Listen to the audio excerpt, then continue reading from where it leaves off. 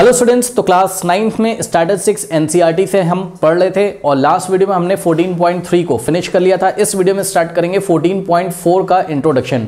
तो टॉपिक का नाम है measures of central tendency. But उसके पहले एक इन्फॉर्मेशन, जो बच्चे चैनल पे नए आए हैं अभी, ये वीडियो यूट्यूब ने आपको रिकमेंड किया है या आपने इस पर गलती से क्लिक कर दिया, तो मैं आपको बता दूं कि इस चैनल पे बच्चों आपको फिजिक्स, केमिस्ट्री एंड मैथमेटिक्स के बहुत ही क्वालिटी कंटेंट मिल जाएंगे। हर एक चैप्टर का प्लेलिस्ट हमने बना के रखा है, हर एक चैप्टर को हमने पढ़ाया भी हुआ है।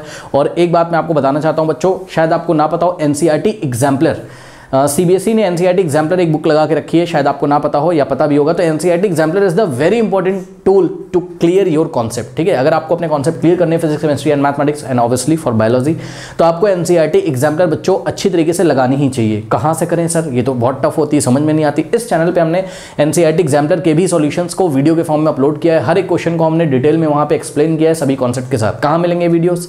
कमेंट सेक्शन बच्चों चेक करिए, कमेंट सेक्शन में पिन कमेंट होता है। पिन कमेंट क्या है? पिन कमेंट जो सबसे ऊपर कमेंट आ रहा है उसको पिन कमेंट बोलते हैं। वहाँ रीड मोर पर क्लिक करिए, ऊपर जो लिंक मिलेंगे वहाँ चैप्टर्स को पढ़ाया गया है, नीचे जो लिंक मिलेंगे वहाँ पर आपको एनसीईआरटी एग्जाम्पलर के लिंक मिलेंगे। ठीक है बच्चों, तो पिन कमेंट चेक करें, आपको सब कुछ पता चल जाएगा। फिर भी जिन बच्चों को नहीं पता चल पा रही हैं चीज़ें, तो वो 7503644171 पर आप यहाँ पर व्हाट्सअप करिए, तो आपको यहाँ से लिंक, हम जो भी चैप्टर नहीं मिल रहा है उसका लिंक सेंड कर देंगे। तो आइए आज की क्लास स्टार्ट करते हैं। Measures of central tendency, NCERT page number 261 open करिए, मेजर्स ऑफ सेंट्रल टेंडेंसी। ठीक है, अब देखिए बच्चों, ये टॉपिक क्या है, इसके लिए ये थ्योरीज आप जो लिखी हुई ना एनसीईआरटी में, आप इसको पढ़ते ही चलेगा। देखिए आप क्या करते हो बच्चों, आप सीधे न्यूमेरिकल लगा लेते हो। ठीक है ना, न्यूमेरिकल मत लगाइए सीधे, ये स्टैटिस्टिक्स है, ये आगे जाके बहुत बड़ा मतलब इसका अपना एक ब्रांच है मैथमेटिक्स में, स्टैटिस्टिक्स एंड प्रोबेबिलिटी का। ठीक है, तो आप थ्योरी पढ़िए और देखिए एनसीईआरटी आपको बताना क्या चाहता है, और मैं अंडरलाइन कराऊंगा तो आप अंडरलाइन भी करते चलिएगा। इससे आपको बच्चों फील आएगा और चैप्टर में आप चीजें अच्छी तरीके से समझ पाएंगे। जब हम एनसीईआरटी एग्जाम्पलर पे चलेंगे तो एनसीईआरटी एग्जाम्पलर भी हमें बहुत अच्छी तरीके से समझ में आएगी। तो बच्चों देखिए, कह रहा है कि earlier in this chapter we represented the data in various form through frequency distribution, tables, bar graph, histogram, frequency polygon. ये सारी चीजें आप लोग पढ़ चुके हो। ठीक है, जब हमको डेटा दिया रहता था आपने क्या बनाया था? फ्रीक्वेंसी डिस्ट्रीब्यूशन टेबल बनाया था। ठीक है, फ्रीक्वेंसी डिस्ट्रीब्यूशन टेबल भी आपका कौन सा था? ग्रुप्ड वाला और अनग्रुप्ड वाला। उसके बाद आपने फिर पिक्टोरियल रिप्रेजेंटेशन किया, जिसमें आपने बार ग्राफ बनाए, हिस्टोग्राम बनाए, histogram with uniform width with varying width बनाया। फिर हिस्टोग्राम की हेल्प से आपने फ्रीक्वेंसी पॉलीगन बनाया, मतलब frequency polygon with the help of histogram and without help of histogram. ये सारी चीजें आप लोग पहले ही पढ़ के आ चुके हो। ठीक है ना। Now in this section arises, Now the question arises, if we always need to study all the data to make sense of it। बच्चों ध्यान सारा चेक करिए, कहीं पे डेटा जब कलेक्ट किया गया तो क्या ये जरूरी है कि हम हमेशा इतना सारा डेटा जो दिया हुआ है हम उसी की स्टडी करें? दिमाग बच्चों अपना लगाइए, पीछे आप क्या पढ़ के आ चुके हो, याद करिए। पीछे आप हिस्टोग्राम बनाते थे 10 घंटे तक, हाँ, फिर हिस्टोग्राम की आप स्टडी करते थे, हैं, तो पूरे डेटा का आपने यूज किया था। याद है कि 5 to 10 मार्क्स कितने बच्चों के आए, फिर 10 to 15 मार्क्स कितने बच्चों के आए, फिर 15 to 20 मार्क्स, इस तरीके से करते करते हिस्टोग्राम बनाया और फिर वहां से हम इंफॉर्मेशन निकालते थे कि भाई मान लीजिए 5 से 10 वाला इंटरवल सबसे ज्यादा है, वहां पे फ्रीक्वेंसी, इस तरीके से कुछ ना कुछ हम वहां से इंफॉर्मेशन निकाला करते थे। याद है? तो कह रहे हैं यहां पर एनसीईआरटी कहती है, क्या ये जरूरी है कि हमेशा हम पूरा ही डेटा का स्टडी करें? उसमें टाइम बहुत लगता है ना भाई, हर एक डेटा को हम स्टडी करें। हर एक डेटा को स्टडी करने का मतलब समझ रहे हो कि हर एक क्लास इंटरवल को स्टडी करेंगे, भाई इस क्लास इंटरवल में कितनी फ्रीक्वेंसी, इस क्लास इंटरवल में कितनी फ्रीक्वेंसी है। बात समझ में आएगी? सुन लो, बहुत सारे डेटा को स्टडी करना इजी है कि हम कोई ऐसा तरीका निकाल लें कि एक ही न्यूमेरिकल वैल्यू आए और उस न्यूमेरिकल वैल्यू को पढ़ते ही हम बता दें कि हाँ भाई ऐसा ऐसा हो रहा है, वहां से हमें कुछ इन्फॉर्मेशन मिल जाए। जैसे कि अभी हम आपको यहाँ पर एग्जांपल देंगे। यहाँ देखिए, मैरिज और हरीश का स्कोर, इन दोनों बच्चों में लड़ाई चल रही है, तो इस एग्जांपल के थ्रू हम इसको समझते चलेंगे। फिर से मेरी बात सुन लीजिए, एनसीईआरटी कहता है क्या जरूरी है कि सभी डेटा की स्टडी करें? सभी डेटा की स्टडी करने का मतलब आप समझ हो ना भाई, अलग अलग न्यूमेरिकल वैल्यू दिया रहता था ना, बहुत सारे डेटा दिए रहते थे, तो सभी डेटा को आपको फिर स्टडी करना होता था, फिर वहां से आप कंक्लूजन निकालते थे। क्या हम कोई ऐसा तरीका नहीं खोज सकते हैं कि जिस तरीके से हमको सारा डेटा ना पढ़ना पड़े बच्चों, हमको कुछ एक ही न्यूमेरिकल वैल्यू ऐसा मिल जाए, उन डेटा की हेल्प से कुछ कैलकुलेशन करके जितने भी डेटा पॉइंट्स थे, डेटा पॉइंट्स मतलब समझते हो, जो डेटा हमको दे रखे थे अलग अलग, जैसे कि मान लीजिए बच्चों अलग अलग पौधे हैं, ठीक, अलग अलग पौधे की हाइट आपको दे रखी है, अलग अलग प्लांट्स की आपको हाइट दे रखी है। किसी की हाइट है 5 सेंटीमीटर, किसी की हाइट है 7 सेंटीमीटर, किसी पौधे की हाइट है 3 सेंटीमीटर, किसी पौधे की हाइट है आपकी 8 सेंटीमीटर। इस तरीके से बहुत सारे पौधे हैं, तो आप सबकी हाइट जाके फिर मेजर करिए, फिर उसका हिस्टोग्राम बनाइए या फ्रीक्वेंसी पॉलीगन बनाइए, इस तरीके से, है ना। ये करने से अच्छा है, क्या आपके पास कोई ऐसा तरीका है कि आप कोई इन डेटा पॉइंट्स को देखकर आप कुछ ऐसी कैलकुलेशन कर दें कि आपको ये सभी ना पढ़ने की जरूरत पड़े, आपको एक ही नंबर पढ़ने की जरूरत पड़े, उस नंबर को देखते ही आप बता दो कि हाँ भाई ये सिचुएशन है, उससे आप कुछ कंक्लूजन निकाल लो। बात समझ में कि नहीं? एक्चुअल में जो स्टैटिस्टिक्स है वो इंसानों ने बनाया बच्चों, ये मैथमेटिक्स का ब्रांच है, भगवान ने नहीं बनाया, इंसानों ने बनाया है। तो हम यहाँ नए नए रूल्स डेवलप करते चले जा रहे हैं ताकि हमें चीज़ों को स्टडी करने में क्या हो, इजी हो, ठीक है, वो कॉम्प्लिकेटेड ना हो जाए। बात समझ में कि नहीं आई? तो यहाँ पे हमने एक नया तरीका बच्चों निकाला है, मेजर ऑफ सेंट्रल टेंडेंसी। यही बात एनसीईआरटी लिखता कह रहा है, now the question arises if we always need to study all the data to make sense of it, और if we can make out some more important feature of it by considering only certain representatives of the data। इस data की help से हम कुछ निश्चित representation करके ही या कुछ निश्चित वैल्यूज निकाल के ही इस डेटा के बारे में जो भी कंक्लूजन निकालना है हम उसको बता सकते हैं। तो जवाब है हाँ, बता सकते हैं। और ऐसा कहाँ करते हैं हम स्टैटिस्टिक्स में? ऐसा हम जिस भी टॉपिक में करते हैं उस टॉपिक को हम क्या बोलते हैं? Measure of central tendency. कह रहे this is possible by using measure of central tendency और एवरेजेस। अब देखिए बहुत सारे लोगों को मतलब नहीं समझ में आता है मेजर ऑफ सेंट्रल टेंडेंसी का मतलब क्या होता है। आइए मैं जरा आपको बताता हूँ मेजर ऑफ सेंट्रल टेंडेंसी का मतलब क्या होता है। मेजर ऑफ सेंट्रल टेंडेंसी का मतलब होता है कहीं ना कहीं एवरेज, ठीक है। ये क्या बता दिया सर? सुनो ध्यान से। आइए मैं आपको एक एग्जांपल देते हैं एकदम रियल लाइफ का। बच्चों देखिए, आप स्कूटी चला के आए, मान लीजिए यहाँ तक, ठीक है, स्कूटी चला के आए, आप बहुत दूर से आ रहे हो, सपोज आप 50 किलोमीटर से आ रहे हो, ठीक। अब ये बताओ, आपने स्कूटी जब चलाई, आपने स्कूटी में देखा होगा स्पीडोमीटर होता है आपका, तो वो स्पीडोमीटर बच्चों कभी 40 पे रहा होगा, कभी वो स्पीडोमीटर 40 किलोमीटर पर आवर पे रहा होगा, यानी कि आपकी स्पीड कितनी है उस टाइम? 40 किलोमीटर पर आवर, ठीक है। कभी वो 50 किलोमीटर पर आवर पे रहा होगा। कभी आपने शायद ब्रेक लगा दी होगी किसी रेड लाइट पे, तो आप रुक गए होगे, तो आपकी स्पीड कितनी हो गई होगी? 0। तो कभी तो 40 होती है आपकी स्पीड, कभी तो 0 होती है, कभी तो 50 होती है, कभी तो 60, आपने बहुत तेज चला दिया होगा तो 60 होगी, कभी तो 10 होगी, आप धीरे चला रहे हो, कहीं ब्रेक लगा दिया होगा। लेकिन जब आप यहाँ पहुंचे, हमने पूछा बेटा कितने की स्पीड से चला के लेके आ रहे हो, तो आप बोलोगे सर ऑन एन एवरेज मैं चला रही थी या मैं चला रहा था 30 किलोमीटर पर आवर से। आप ऐसे ही तो बात करते हो, sir on an average 40 kilometre per hour से लेके आया हूँ, ऐसे ही तो बोलते हो।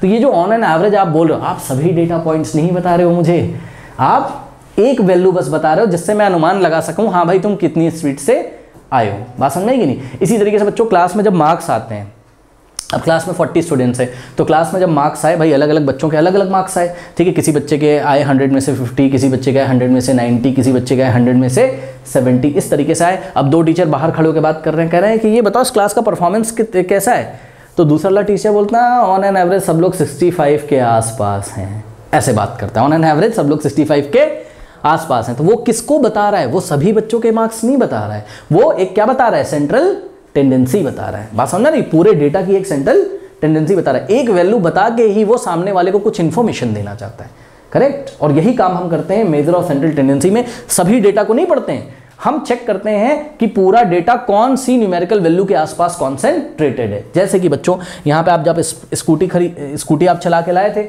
ठीक है, कभी मान लीजिए आपने बहुत तेज चला दी होगी तो 70 किलोमीटर पर आवर भी कर दी, ठीक है। इनका हमने मान लीजिए सेंट्रल टेंडेंसी निकाल लिया होगा। अब सेंट्रल टेंडेंसी निकालने के बच्चों अलग अलग तरीके होते हैं। सेंट्रल टेंडेंसी अलग अलग तरीकों से निकाली जा सकती है, जैसे कि मीन निकाल लिया, ये सेंट्रल टेंडेंसी निकालने का एक तरीका है, ठीक है। मीडियन निकाल लिया हमने, अब धीरे धीरे भी हम आपको पढ़ाएंगे, सब टॉपिक्स के हैं। ये सेंट्रल टेंडेंसी निकालने का दूसरा तरीका है। मोड हमने निकाल लिया, ये सेंट्रल टेंडेंसी निकालने का तीसरा तरीका है। इतने तरीके भी आपको पढ़ने हैं, और जब आप हायर एजुकेशन में जाएंगे तो आपको सेंट्रल टेंडेंसी निकालने के और भी तरीके सिखाए जाएंगे।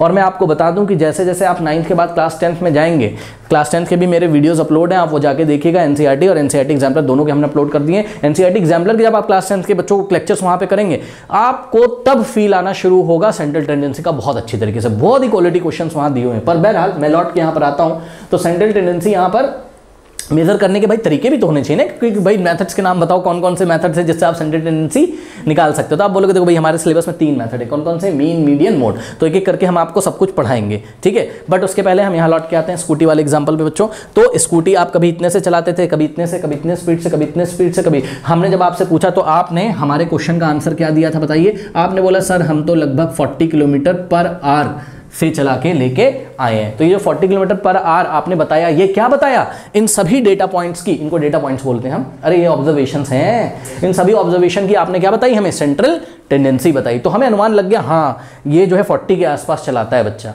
इसी तरीके से बच्चों एक बात बताइए, अब कोई बंदा है वो क्रिकेट खेलता है, ठीक, मतलब कोई क्रिकेटर है, वो क्रिकेट की कोई बैट्समैन है, ठीक। अब वो बैट्समैन है तो बच्चों ध्यान से चेक करो, किसी में 40 रन बनाता है, किसी में 50 बनाता है, किसी में 0 बनाता है, किसी में 70 बनाता है, ठीक है। तो हमने पूछा ये बताओ कि इसका जो है परफॉर्मेंस कैसा है, तो तुम हमको बोलोगे कि क्योंकि भाई मेरे को उसका सिलेक्शन करना है कि मैं इसको टीम में रखूँ कि नहीं रखूं, तो मैं ये सभी डेटा को देखते देखते कुछ कैलकुलेशन करूंगा और वो कैलकुलेशन करके मैं उसकी मेजर ऑफ सेंट्रल टेंडेंसी, यानी कि मैं उन सभी, मतलब उसमें बहुत सारे मैच खेले होंगे, अलग अलग मैच में अलग अलग रन बनाए होंगे, उन सभी रन्स को ना देखते हुए मैं केवल एक ही वैल्यू को देखूंगा, उसको हम क्या बोलेंगे, सेंट्रल टेंडेंसी। मतलब मैं उस बैट्समैन की सेंट्रल टेंडेंसी निकाल लूंगा। उसको निकालने के तरीके क्या है, मीन, मीडियन या फिर मोड। तो वो बच्चों से देखिए, आप हायर क्लासेस में जाएंगे तब समझ में आएगा, वो सिचुएशन के हिसाब से होता है कि कब मीन निकालना है, कब मोड निकालना है और कब मीडियन निकालना है। ठीक है, ध्यान रखिएगा। आपको ये चीज़ अचानक नहीं समझ आएगी, जैसे जैसे आप बड़े होगे ना, 10th पढ़ोगे, फिर 11th पढ़ोगे, फिर आपको धीरे धीरे इसमें मीन, मीडियन, मोड में फील आएगा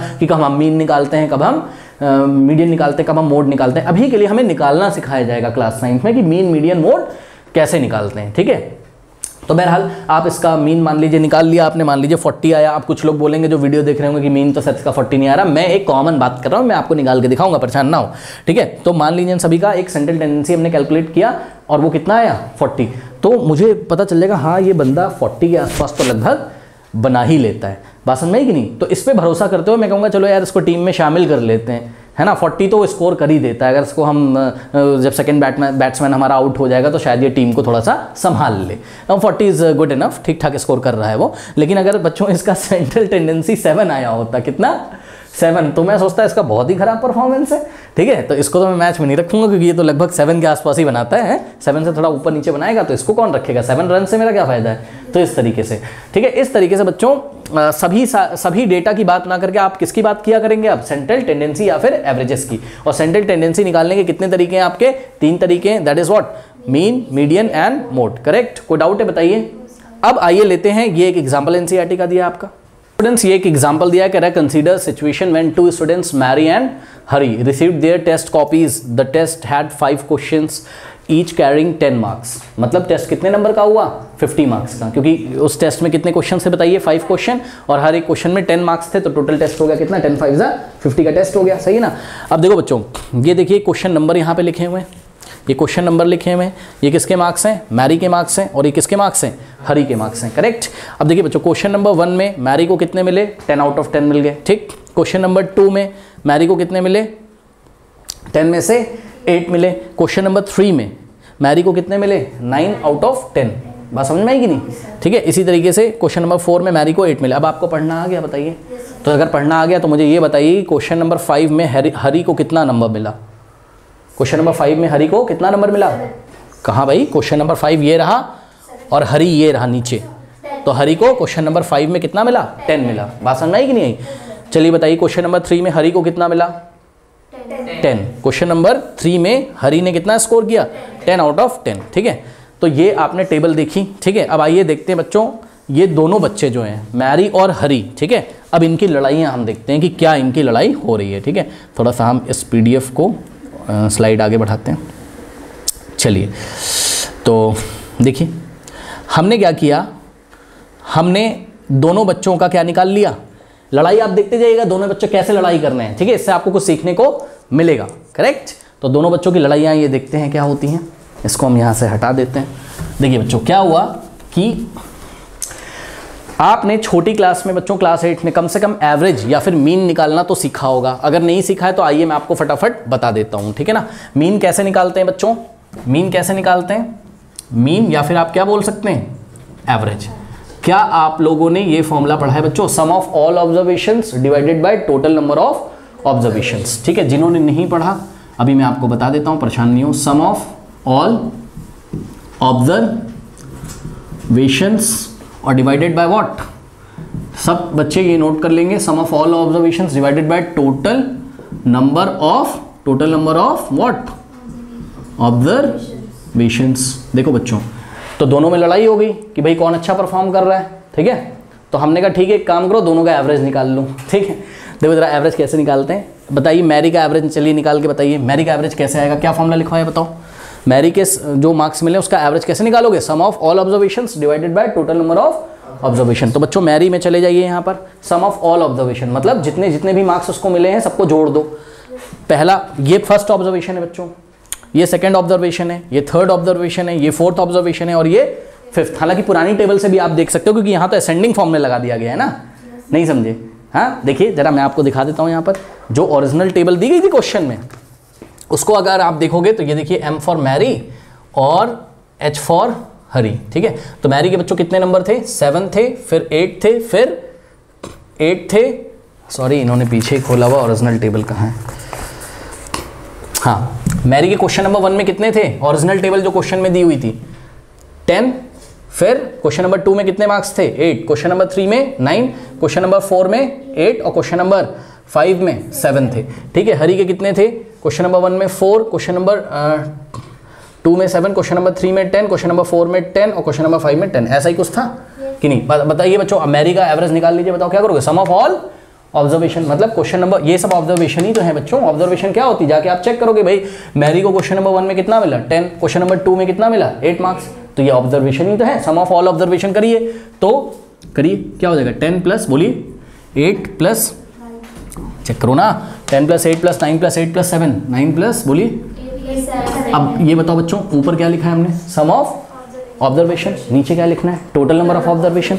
तो टोटल नंबर ऑफ ऑब्जर्वेशन कितनी है 1 2 3 4 5, क्योंकि 5 ही तो क्वेश्चन थे, ठीक है। तो डिवाइड कर दिया इसको आपने किससे, 5 से। बच्चों जब आप ऊपर ऐड करेंगे तो कितना आएगा 42, 42 को 5 से आप लोग डिवाइड लगाइएगा, कितना आएगा 8.4। अब इसी तरीके से आप किसका एवरेज निकालोगे, हरी का एवरेज या फिर मीन आप बोल सकते हो, ठीक है। हरी के मार्क्स का एवरेज ऑफ हरीज मार्क्स, तो निकाल लीजिए हरीज एवरेज स्कोर निकाल लीजिए, कैसे निकालेंगे बताइए, sum of all observation divided by total number of observation, sum of all observation 4 plus 7 plus 10 plus 10 plus 10 कितना हो जाएगा 41 और डिवाइडेड बाय 5 करेंगे तो कितना आएगा 8.2।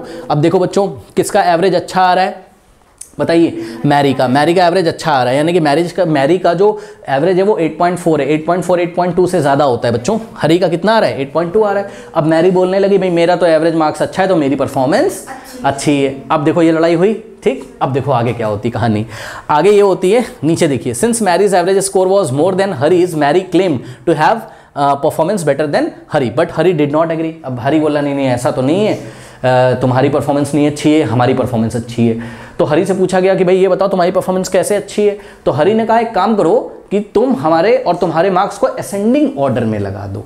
ध्यान से चेक करो, ये मैरी रही और ये हरी, कह रहा हमारे और तुम्हारे मार्क्स को किस में लगा दो, असेंडिंग ऑर्डर में। असेंडिंग ऑर्डर मतलब सबसे कम वाला पहले, फिर उससे बड़े वाला, फिर उससे बड़े वाला, फिर उससे बड़े वाला। तो चेक करिए बच्चों, मैरी का सबसे कम मार्क्स क्या आया है 7, फिर उसके बाद 8, फिर 9, फिर 8 के बाद फिर से 8 आना चाहिए ना, 7 फिर 8 फिर 8 फिर 9 फिर 10, ये असेंडिंग ऑर्डर में लगा दिया। हरी का लगा दीजिए, हरी का तो ऑलरेडी लगा ही हुआ है, ठीक है। बात समझ में आई कि नहीं आई? अब देखो बात समझिए बच्चों, अब हरी ने क्या बोला, हरी ने बोला देखो एक काम करो, मिडिल मोस्ट वाला टेस्ट चेक कर लो। क्या चेक कर लो? मिडिल मोस्ट वाला टेस्ट चेक कर लो। बच्चों कितने टेस्ट हुए थे इनके बताइए, टेस्ट नहीं सॉरी क्वेश्चन कितने हुए थे इनके 5। तो उसने बोला मिडिल मोस्ट वाला क्वेश्चन चेक कर लो, ठीक, मतलब मिडिल मोस्ट वैल्यू चेक कर लो। क्या चेक कर लो? मिडिल मोस्ट वैल्यू चेक कर लो। डेटा पॉइंट्स की, ये सारे डेटा पॉइंट्स हैं बच्चों, डेटा पॉइंट्स को असेंडिंग ऑर्डर में लगाने के बाद मिडिल मोस्ट वैल्यू चेक कर लो। अब एक बात बताओ बच्चों कि इसमें टोटल कितने डेटा हैं 5, तो बच्चों 1 2 3 4 5 है। मैंने बोला मिडिल वाला डेटा कौन सा होगा, तो सीधी सी बात है भाई, अगर 5 डेटा है तुम बोलोगे देखो 2 उधर से हटाओ और 2 इधर से हटाओ, अरे 2 दाएं हाथ से हटाओ 2 बाएं हाथ से हटाओ, तो बीच में जो बचेगा वही तो मिडिल होगा। नहीं समझ में? देखो एकदम बीचों बीच आ रहा है ये डेटा, इसको सर्कल कर दिया हमने। कोई डाउट है बताइए? अब सुनो, यही तो मिडिल में है। अरे भाई 2 डेटा पॉइंट उधर से छोड़िए, 2 इधर से छोड़िए, इसी तरीके से हरी में 2 डेटा पॉइंट उधर से छोड़िए, 2 इधर से छोड़िए, आ गया कि नहीं बताइए मिडिल मोस्ट। अब हरी क्या बोलता है, हरी कहता है देखो मेरी मिडिल मोस्ट वाली वैल्यू कैसी है, तुमसे ज़्यादा है। चेक करो भाई, मैरी की मिडिल मोस्ट कितनी है 8, हरी की मिडिल मोस्ट कितनी है 10। बात समझ आई कि नहीं? तो हरी बोलने लगा यार अगर हम अपने डेटास को कैसे रखें, अगर हम अपने डेटास तो नहीं होता है, डेटम होता है मेरे ख्याल से, डेटा के प्लूरल डेटम होता है ना, चलो जो भी हो। सुनो, अगर हम डेटा को कैसा रखें असेंडिंग ऑर्डर में, तो मेरा मिडिल मोस्ट का वैल्यू क्या है, तुमसे ज़्यादा है, तो मेरी परफॉर्मेंस तुमसे अच्छी है। यहाँ तक लड़ाई हुई, पहले एवरेज निकाला, किसका अच्छा आया बताइए? मैरी का एवरेज अच्छा आया, सही है। तो मैरी ने बोला मैंने अच्छा परफॉर्म किया। फिर हरी ने बोला एक काम करो, सभी मार्क्स को आप कैसे लगाओ असेंडिंग ऑर्डर में, और मिडिल मोस्ट वैल्यू को चेक कर लो, ठीक है। बात समझ में आई कि नहीं? तो हरी का परफॉर्मेंस, अब फिर लड़ाई देखिए आगे बढ़ रही है। अब लड़ाई कैसे आगे बढ़ रही है वो हम आपको दिखाते हैं, ठीक है। एनसीईआरटी में दोनों बच्चों की लड़ाइयों को देखते हुए आगे बढ़ते हैं।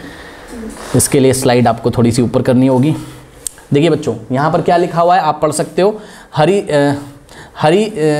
हरी said that his middle most score was 10 which was higher than Mary's middle most, है ना, that is 8, his performance should be rated better. ऐसा हरी ने बोला कि भैया मेरी मिडिल मोस्ट वैल्यू कैसी है, अच्छी है।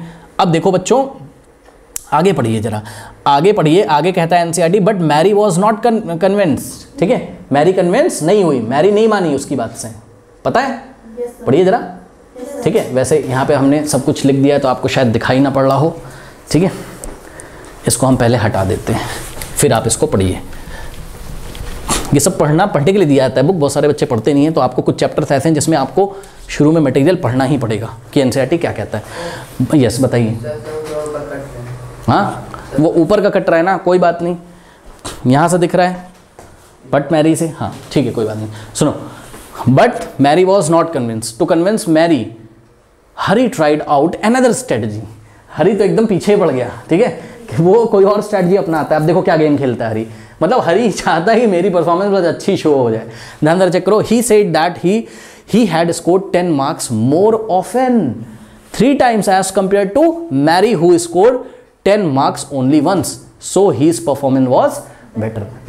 हरी ने बोला देखो मैंने 10 मार्क्स 3 टाइम्स लेके आया हूं, मैं 3 मार्क्स, हाँ मतलब मेरे 3 मार्क्स की फ्रीक्वेंसी कितनी है 3, मेरे 10 मार्क्स की फ्रीक्वेंसी कितनी है 3। आइए हम आपको दिखाते हैं बच्चों, यहाँ पर देखिए जरा ध्यान से।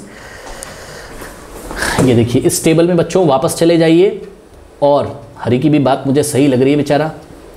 ये देखो इस टेबल को देखिए, हरी ने सबको कन्विंस करने के लिए वहाँ पे बोला कि देखो मेरे 10 मार्क्स कितनी बार आए हैं, 3 बार आए हैं। तो ध्यान से जरा सुन लीजिए, पहले तो मेरी एक बात सुन लीजिए बच्चों, जो डेटा जितनी बार आता है वही उसकी क्या होती है, फ्रीक्वेंसी होती है। तो अगर मैं आपसे पूछूं कि हरी के 10 मार्क्स की फ्रीक्वेंसी कितनी है 3, चेक करो, हरी के 10 मार्क्स की फ्रीक्वेंसी कितनी है 3।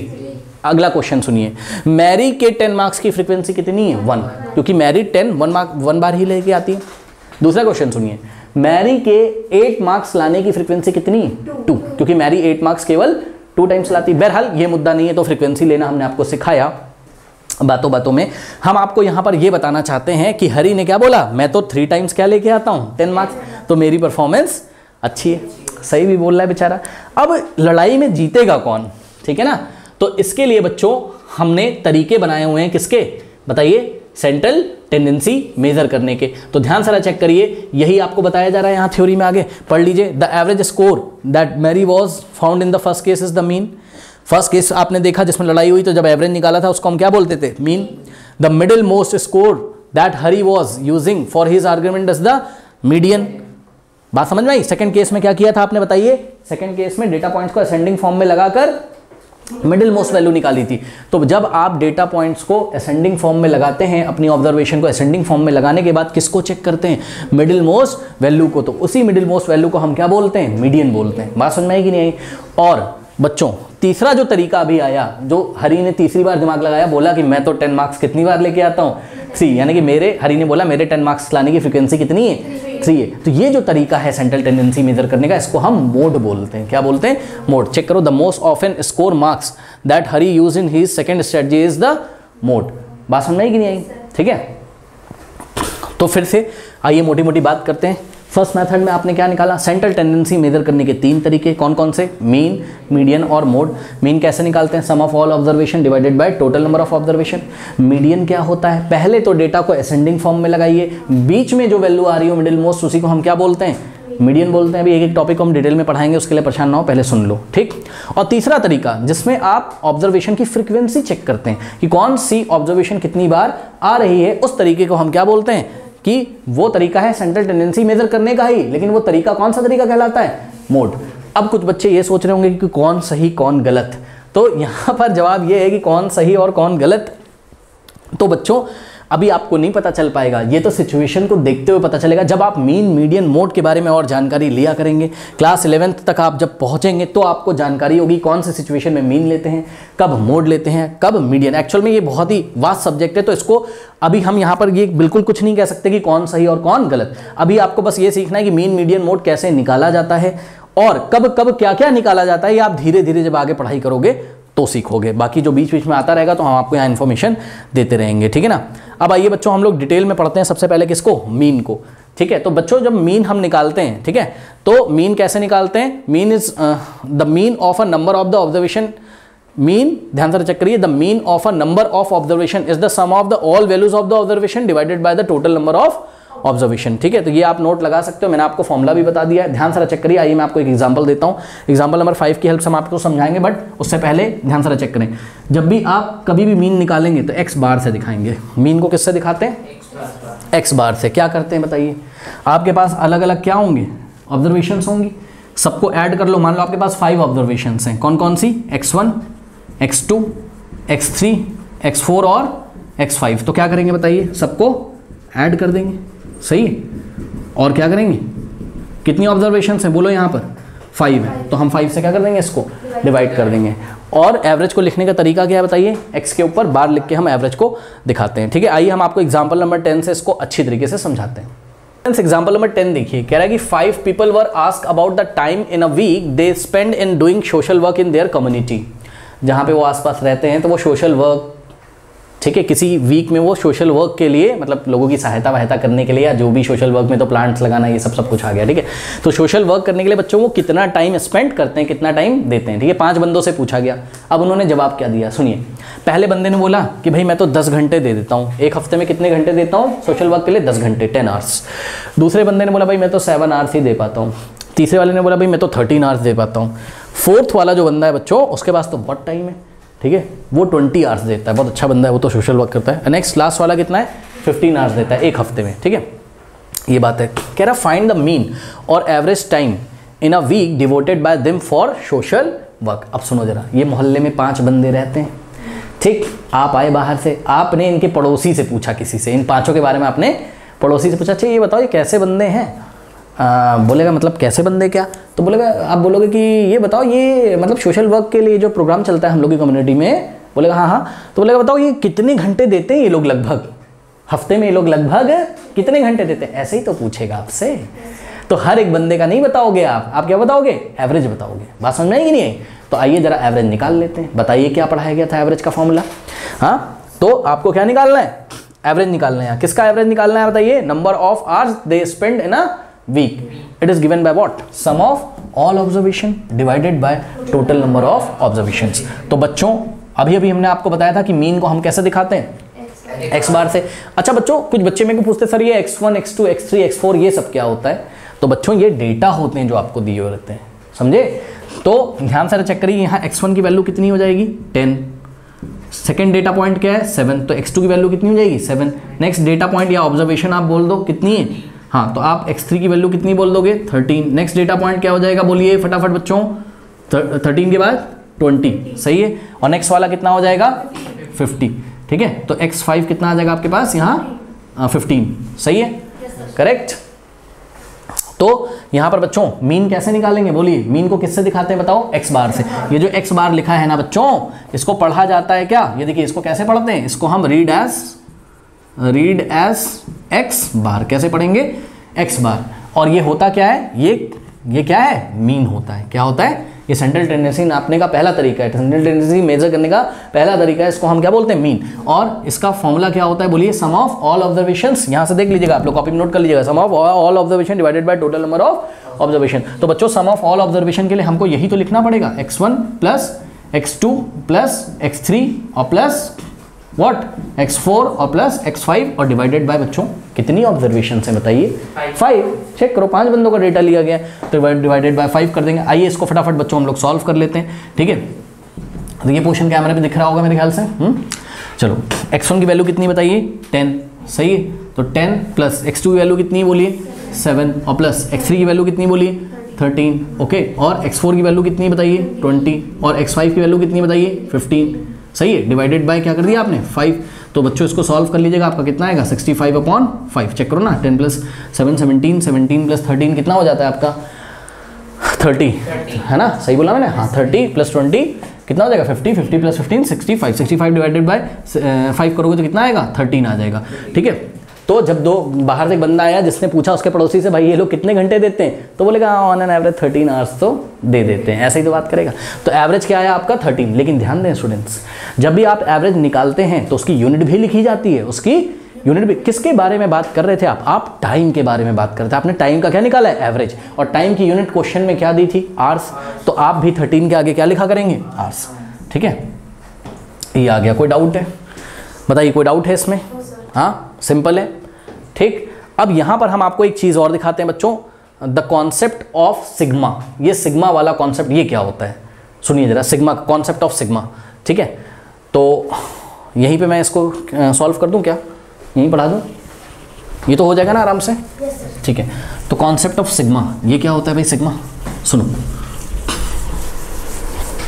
देखिए, एक तो फिजिक्स में आप सिग्मा पढ़ेंगे, सिग्मा ये सब बच्चों ग्रीक लेटर होता है ना सिग्मा। ठीक, एक तो फिजिक्स में आप पढ़ा करेंगे, फिजिक्स में सिग्मा कुछ इस तरीके से बनेगा, ये स्मॉल सिग्मा होता है, जैसे कि आप ABCD में स्मॉल ए पढ़ते हो और कैपिटल ए भी पढ़ते हो। स्मॉल ए को कैसे लिखते हो बताओ, हैं, और कैपिटल ए को कैसे लिखते हो, ऐसे लिखते हो। ठीक इसी तरीके से फिजिक्स में जब आप किसी फिजिकल क्वांटिटी को बताया करेंगे, जैसे डेंसिटी वगैरह का, तो आपको सिग्मा लिख के दे देगा क्लास 11 में जाओगे। ठीक है, तो ये स्मॉल सिग्मा है बच्चों, लेकिन कैपिटल सिग्मा कैसे आएगा, ये देखिए, ये कुछ इस तरीके से, इसको कैपिटल सिग्मा बोलते हैं। अभी हम आपके NCERT में भी सिंबल बता देंगे, ये सिग्मा। अब इस सिग्मा का मतलब क्या होता है, ये कैपिटल सिग्मा, ये स्मॉल, हम लोग यहाँ कैपिटल सिग्मा की बात कर रहे हैं, ये ग्रीक लेटर्स होते हैं बच्चों।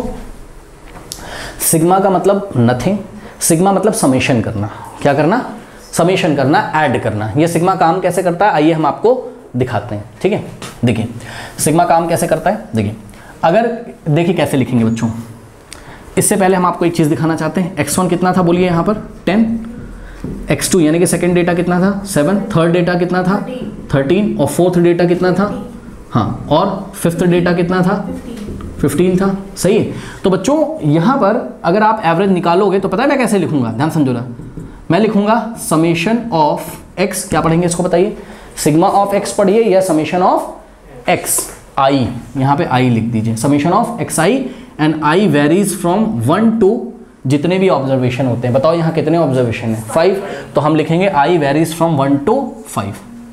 ठीक, एंड डिवाइडेड बाय व्हाट 5। ठीक, अब ये क्या लिख दिया हमने ऊपर, देखो आप लोग अगर कंफ्यूज हो रहे हो ना, रुको पहले मैं आपको समेशन का ही मतलब बता देता हूँ, परेशान ना हो। देखो जरा बात समझो, जैसे ये सिंबल लगा हुआ है समेशन ऑफ xi, क्या पढ़ोगे इसको, summation of xi, i varies from 1 to, i हमेशा वहाँ 1 से स्टार्ट होगा और कहाँ पे जाएगा, जितने नंबर ऑफ ऑब्जर्वेशन, यहाँ कितने नंबर ऑफ ऑब्जर्वेशन है 5। सही है, अब कोई बोलेगा इसका हमें मतलब नहीं समझ में आया, ये आप क्या लिख रहे हो, तो हम बोलेंगे देखो ये हम पता है क्या लिख रहे हैं, सुनो, इसका मतलब होता है क्या कि i1 की वैल्यू कितनी लो, 1 से लेके 5 तक लो, और जो जो आता जाए उसको जोड़ते जाओ, ये मतलब होता है। तो i की वैल्यू पहले 1 रखो, कितना आएगा x1, फिर प्लस लगा दो। ठीक, फिर i की वैल्यू कितनी रखो 2, तो x2 लगा दो, x2 आ गया, कोई डाउट, फिर क्या लगा देंगे प्लस, फिर क्या आ जाएगा बताओ, i की वैल्यू 3 रखो, x3, फिर x4, कहाँ तक चलेगा ऐसा, हाँ ये लोअर लिमिट है और ये अपर लिमिट, अपर लिमिट में जो लिखा होगा वहाँ तक जाएगा। ठीक है, बात समझ में आई कि नहीं आई, इसको क्या पढ़ोगे बताओ, summation of xi where i varies from 1 to 5 या i बिलोंग्स फ्रॉम 1 to 5। इसका मतलब क्या है, ये सिग्मा क्या कर रहा है, ये समेशन कर रहा है किसका, सभी डेटा पॉइंट्स का, कहां से कहां तक डेटा पॉइंट्स, तो i is equal to 1 to 5 तक वाले सभी डेटा पॉइंट्स, यानी कि कौन कौन से data points, x1, x2, x3, x4, x5। तो सर ऐसे क्यों लिखते हैं, सर ऐसे क्यों लिखते हैं, सर ऐसा क्या बना दिया, ऐसा हमने इसलिए बना दिया क्योंकि ध्यान से चेक करिए स्टूडेंट्स, यहाँ पर जब भी आपने क्या निकाला था, मीन। ठीक है, तो मीन आपने जब निकाला था तो आपने ऐसे लिखा था x1 plus x2 plus x3 plus x4 plus x5, यानी कि sum of all observation divided by total number of observation, ऐसे किया था। बच्चों एक बात बताइए, अभी तो यहाँ पर ओनली 5 डेटा पॉइंट्स थे, तो भाई x1 plus x2 plus x3 plus x4 plus x5 हमने लिख के दिखा दिया, किसकी जगह, सम ऑफ ऑल ऑब्जर्वेशन की जगह। लेकिन बच्चों एक बात बताओ, अगर 100 डेटा होता, सोचो 100 डेटा पॉइंट्स होते हैं, कितनी देर तक लिखोगे बताओ, नहीं समझ पाए बात। तो अभी तो इसी चीज़ को शॉर्ट में लिखने का तरीका क्या है, ये चीज़ को शॉर्ट में लिखने का तरीका क्या है बताओ, क्या लिखेंगे इसको, sigma of xi where i belongs from 1 to 5 and whole divided by what 5। ऊपर क्या लिखा है, summation of all the data points. इसको लिखने का ये क्या है, शॉर्ट तरीका है। बताइए कोई डाउट है, तो सभी बच्चे इसको यहाँ पर नोट कर लें। बात समझ में आ गई कि नहीं आ गई, कोई डाउट है बताइए। सपोज n डेटा है, n स्मॉल n डेटा है, n यहाँ पर क्या है, एक नेचुरल नंबर, n की वैल्यू 20 भी हो सकती है, 100 भी हो सकती है, तो हम i को i is equal to 1 to कहाँ तक लिखेंगे, n तक। कोई डाउट है बताइए। हाँ, अब देखिए बच्चों, आइए हम आपको दिखाते हैं, NCERT भी यही कहती है। ठीक है, अगर हम आगे बढ़ाएं PDF को, ये देखिए स्टूडेंट्स, ये तो आंसर था, the mean time spend by 5 people in doing social work is 13 hours in a week. जो मीन आता है उसकी एक यूनिट होगी, हमेशा याद रखिएगा, ठीक है। अच्छा आगे पढ़िए, कह रहा now in case we are finding the mean time spend by 30 people in doing social work. अब मान लो उसी कम्युनिटी में अगर 5 बंदों से ना पूछ के हम कितने बंदों से पूछते, 30 पीपल से अगर पूछते, तो सोचो कितने ऑब्जर्वेशन आते हैं आपके पास। 30 आते हैं कि नहीं आते बताइए। x1 आता है, x2 आता है, x3 आता है, x4 आता है, x5 आता, x6 आता, x7 आता, x8 आता, ऐसे करते करते x30 तक आते हैं। तो जब आप सम ऑफ ऑल ऑब्जर्वेशंस करते बच्चों वहाँ पर, सही है, जब आप क्या करते हैं मीन निकालते तो फॉर्मूला क्या होता है बताइए, ऊपर क्या रखते हैं, sum of all observation divided by total number of observation. तो आपको ऊपर रखना पड़ता है x1 plus x2 plus x3 plus x4, ऐसे करते करते करते करते आपको कहाँ तक लिखना पड़ता, 30 तक। तो बच्चों इतना ज़्यादा कौन लिखेगा। तो अच्छा डिवाइडेड बाय क्या करते, टोटल नंबर ऑफ ऑब्जर्वेशंस, है ना। तो बच्चों इसका शॉर्ट तरीका क्या है, समेशन ऑफ क्या लिखते हैं, xi where i varies from 1 to 30। ये क्या हो गया, यहाँ से लेके इसका क्या हो गया, सम हो गया, एंड डिवाइडेड बाय क्या कर देते हैं, 30, खत्म। यही चीज़ आपकी एनसीईआरटी बुक में लिखी है। अब एनसीईआरटी क्या कहता है, सिमिलरली फॉर n ऑब्जर्वेशंस, माना क्या है n ऑब्जर्वेशन। भाई n की वैल्यू कुछ भी हो सकती है। अभी हमने बोला कि भाई 5 बंदों का सर्वे किया गया तो ऊपर क्या आ गया 5, 30 बंदों का सर्वे किया गया ऊपर 30। अगर n बंदे होते तो ऊपर हम कितना लिखते, n का वैल्यू कुछ भी हो सकता है। कोई डाउट है बताइए। आइए बढ़ते हैं एग्जाम्पल नंबर 11 की तरफ। आ गया,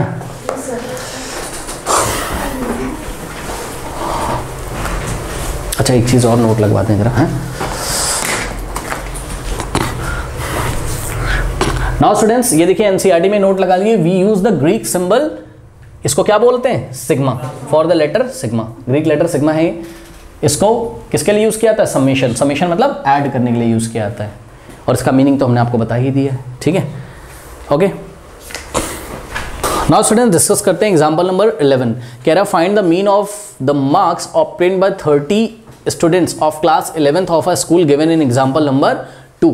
ठीक है, तो एग्जांपल नंबर 2 आप पीछे कहीं खोल के देखेंगे इस चैप्टर में, ठीक है, छोड़ो उसको बहरहाल। तो वहाँ पर बच्चों यहाँ पर 30 स्टूडेंट्स होंगे टोटल, सबके मार्क्स दिए होंगे, है ना, 100 में से, ठीक। तो बताइए अगर मुझे मीन निकालना है तो मैं कैसे निकालूंगा बताइए, मीन का फॉर्मूला मैं कैसे निकालूंगा बताइए। एक्स बार ये क्या होता है, मीन या फिर एवरेज, इज इक्वल्स टू क्या लिखूंगा बोलिए, summation of x i where i varies from 1 to 30 whole divided by 30। अब कोई बोलेगा ये ऊपर क्या लिख दिया तुमने, हमें समझ में नहीं आया, तो हम उसको बोलेंगे देखो भाई ऊपर लिखा है हमने x1 plus x2 plus x3, ऐसे करते करते कहाँ तक, x30 तक, डिवाइडेड बाय व्हाट, 30। कोई डाउट है बताइए।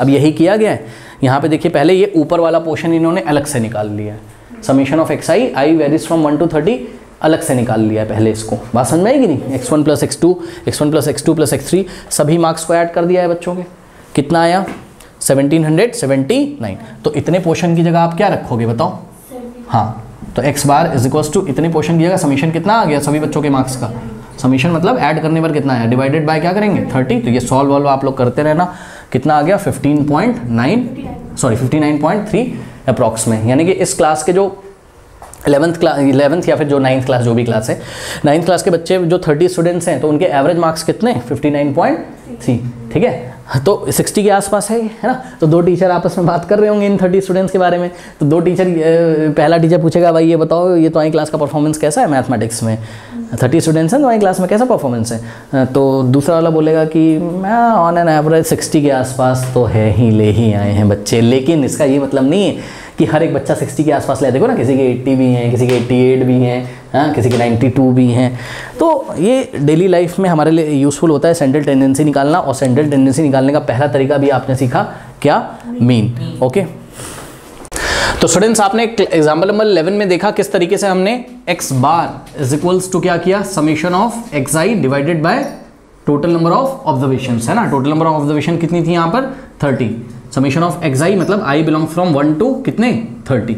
अच्छा एक बार बताओ, ये प्रोसेस आपको बच्चों टाइम कंज्यूमिंग नहीं लगा, बिकॉज इसमें काफ़ी टाइम वेस्ट हुआ ना हमारा, because x1 plus x2 plus x3 ऐसे करते रहे।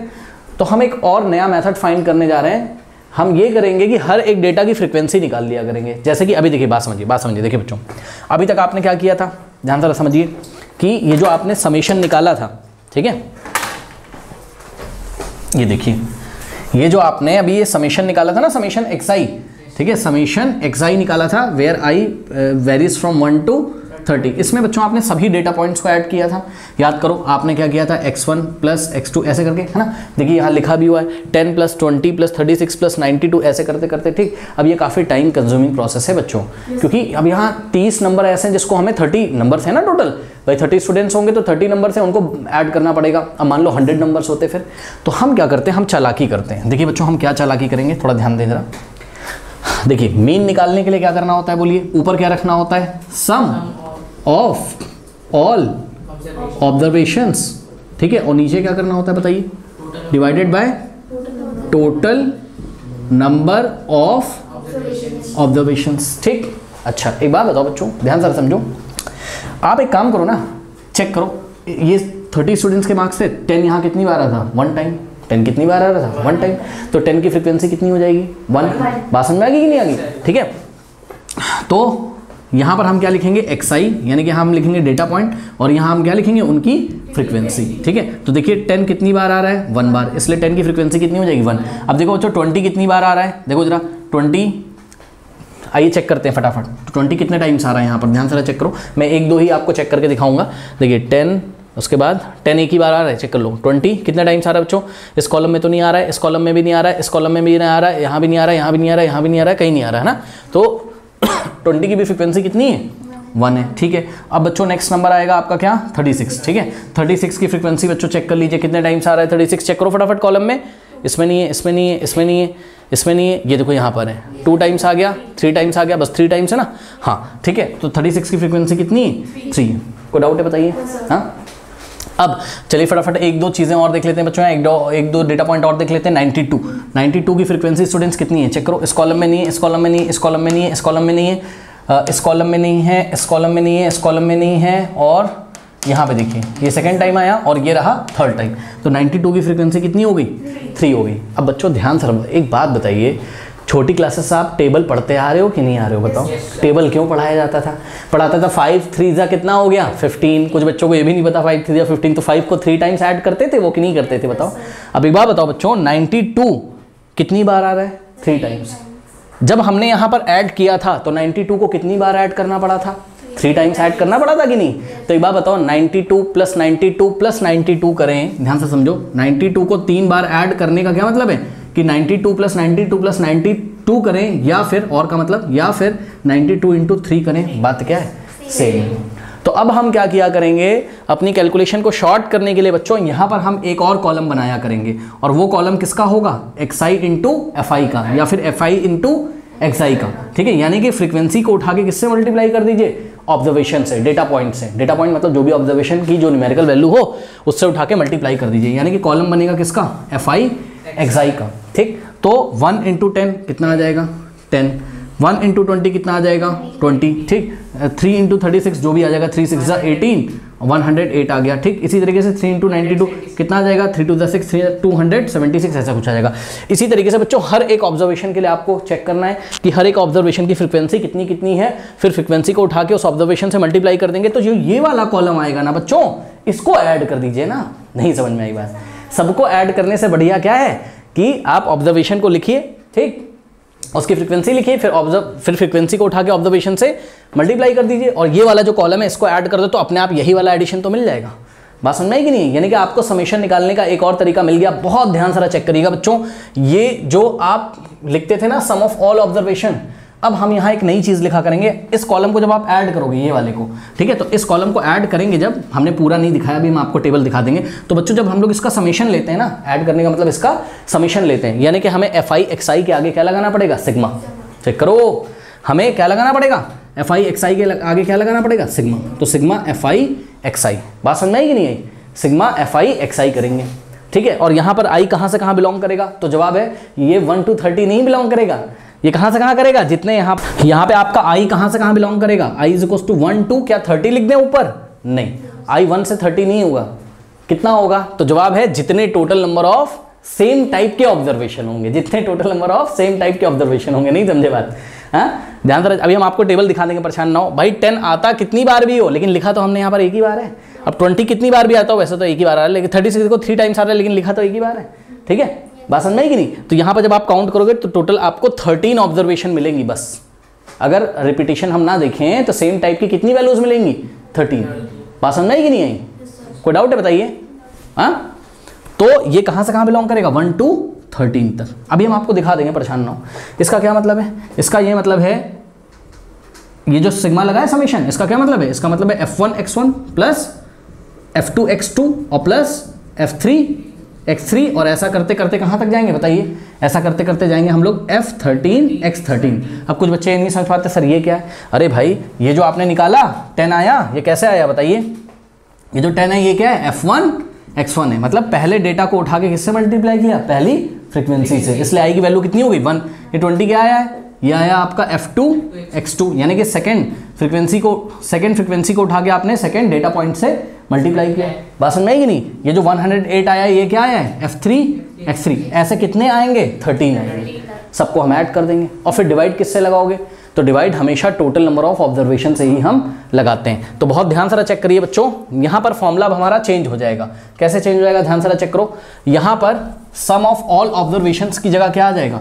मीन कैसे निकालेंगे? सम ऑफ ऑल ऑब्जर्वेशन की जगह क्या आ जाएगा? समेशन ऑफ fi xi, और i बिलोंग करेगा कहाँ से कहाँ? 1 to n। अब n की वैल्यू क्या होगी? तो n की वैल्यू यहाँ से लेंगे, कितने हमने यहाँ पे डेटा पॉइंट लिखे हैं, सेम टाइप की जो वैल्यूज हैं वो हम लेंगे। बात समझ में आई कि नहीं? और डिवाइडेड बाय क्या करोगे? Total number of observation. अब टोटल नंबर ऑफ ऑब्जर्वेशन कैसे निकालोगे? तो जवाब है ये जो fi वाला कॉलम है फ्रीक्वेंसी वाला, इसको ऐड कर दोगे। नहीं समझ में आई बात? अरे 10 कितने बच्चों के आए? 1। 20 कितने बच्चों के आए? 1। हाँ, 36 कितने बच्चों के आए? 3। ठीक, 92 कितने बच्चों के आए? 3। तो टोटल बच्चे कैसे निकालोगे? फ्रीक्वेंसी वाला कॉलम ऐड कर दो ना, तभी तो टोटल बच्चे आएंगे। हाँ, तो टोटल नंबर ऑफ ऑब्जर्वेशन कैसे निकालेंगे हम? इस फ्रीक्वेंसी को ऐड कर देंगे। फ्रीक्वेंसी को ऐड करने का क्या मतलब होता है बताइए? फ्रीक्वेंसी को ऐड करने का क्या मतलब होता है? तो जवाब फ्रीक्वेंसी को ऐड करने का मतलब है कि फ्रीक्वेंसी की क्या ले लो? समेशन ले लो। ठीक, जहां पे i कहां से कहां बिलोंग करेगा? 1 to n। ठीक है, अब समेशन ऑफ fi का क्या मतलब होता है? तो f1 plus f2 plus f3 इस तरीके से होता है। कहां तक? fn तक। बात समझ में आई कि नहीं? तो इसके नीचे हम क्या लिखेंगे? सम ऑफ ये रहा sum of all observation divided by total number of observation की जगह क्या आ जाएगा? Summation of fi। कोई डाउट है बताइए? ये समेशन ऑफ fi हमेशा किसके इक्वल आएगा? टोटल नंबर ऑफ स्टूडेंट्स के, जो भी टोटल नंबर ऑफ प्लांट्स दिए हो या टोटल नंबर ऑफ स्टूडेंट्स दिए हुए, जो भी दिए हो। ठीक है ना? कोई डाउट है बताइए? तो ये आपका क्या आ गया बताइए? मीन निकालने का एक नया फॉर्मूला आ गया। क्या हो गया बताइए? Summation of fi xi where i varies from 1 to n divided by summation of fi। कोई नई चीज नहीं है, ये क्या है? सम ऑफ ऑल ऑब्जर्वेशन है, और ये क्या है? टोटल नंबर ऑफ ऑब्जर्वेशन है। कौन सा नया क्या हो गया? बस हमने अपनी कैलकुलेशन को थोड़ा सा शॉर्ट कर दिया। ठीक है ना? अब आइए हम आपको टेबल दिखाते हैं तो आपको क्लियर होगा आपकी एनसीईआरटी में। नाउ स्टूडेंट्स, ये देखिए यहाँ पर हमने लेफ्ट हैंड साइड में क्या ले लिया? मार्क्स। यहाँ पर क्या ले लिया? Number of students. ठीक है, मार्क्स को आप किससे दिखाओगे? xi से। xi का मतलब ये डेटा पॉइंट्स हैं। ठीक है, x1 की वैल्यू कितनी बोलिए? 10। x2 की वैल्यू कितनी है? 20। x3 की वैल्यू कितनी है? 36। x4 की वैल्यू कितनी है? 40। x5 की वैल्यू कितनी है? हाँ, x6 की वैल्यू कितनी है? इस तरीके से। ठीक है, x7 की वैल्यू कितनी है? x8 की वैल्यू कितनी है? 70। x9 की वैल्यू कितनी है?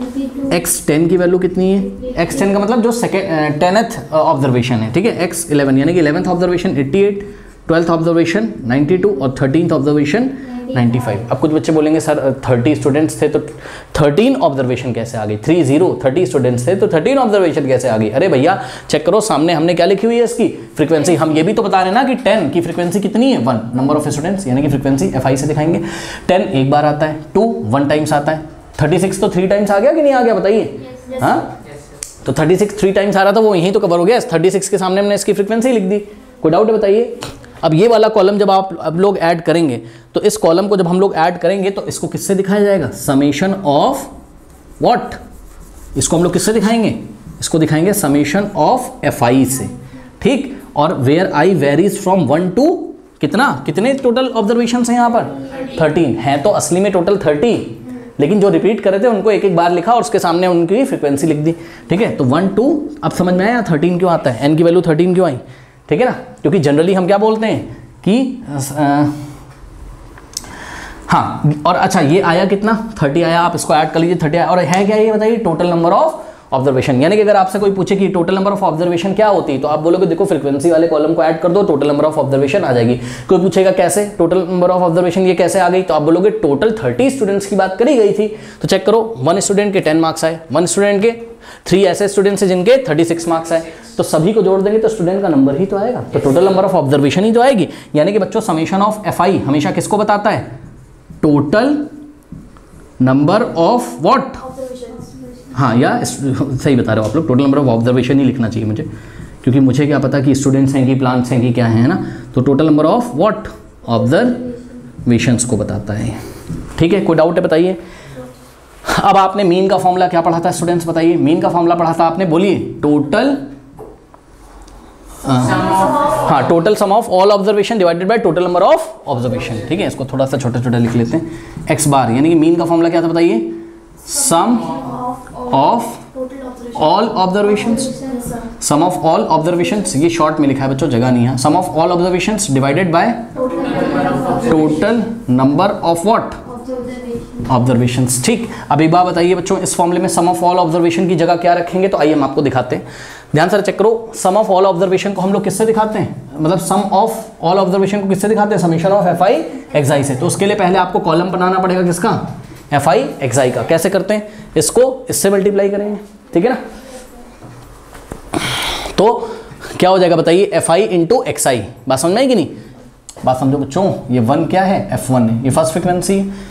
x1 को किससे मल्टीप्लाई करेंगे? F1 से, या फिर F1 को किससे मल्टीप्लाई करेंगे? x1 से। बात समझ में आई कि नहीं? तो ये जो आपको मिला है ये क्या मिला है बताइए? F1 x1 मिला है, ठीक।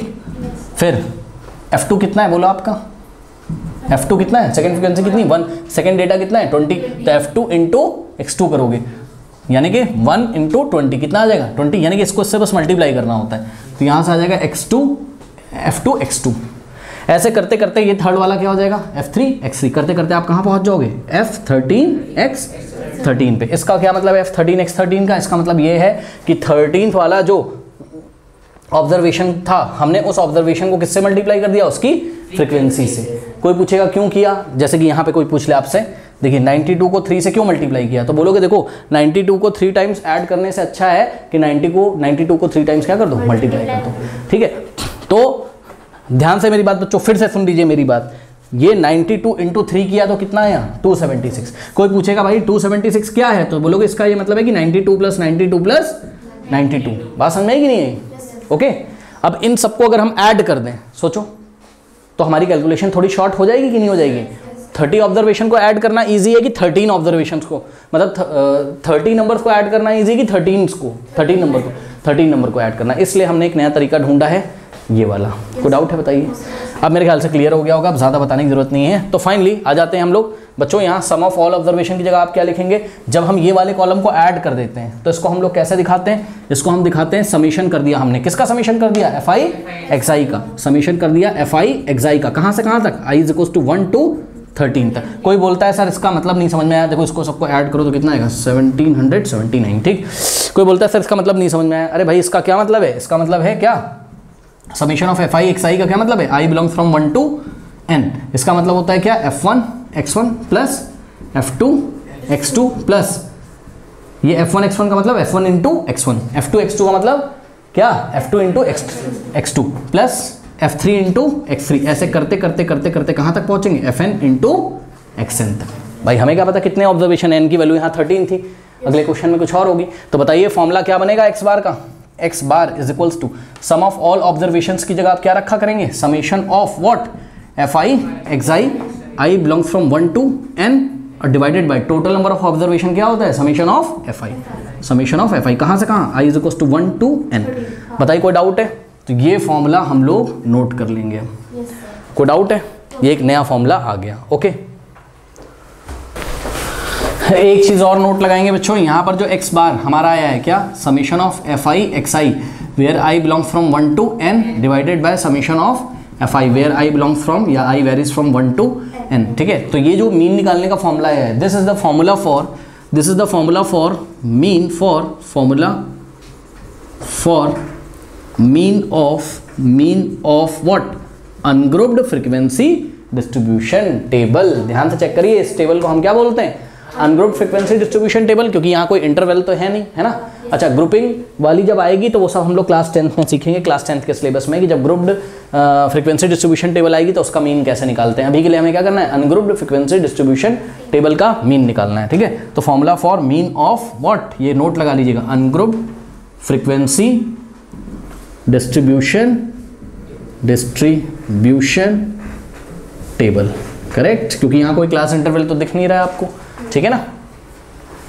तो स्टूडेंट्स अभी तक आपने क्या देखा, central of measure of central tendency में आपने क्या देखा, मीन निकालना सीखा, अनग्रुप्ड फ्रीक्वेंसी डिस्ट्रीब्यूशन टेबल का आपने मीन निकालना सीख लिया, ठीक है ना।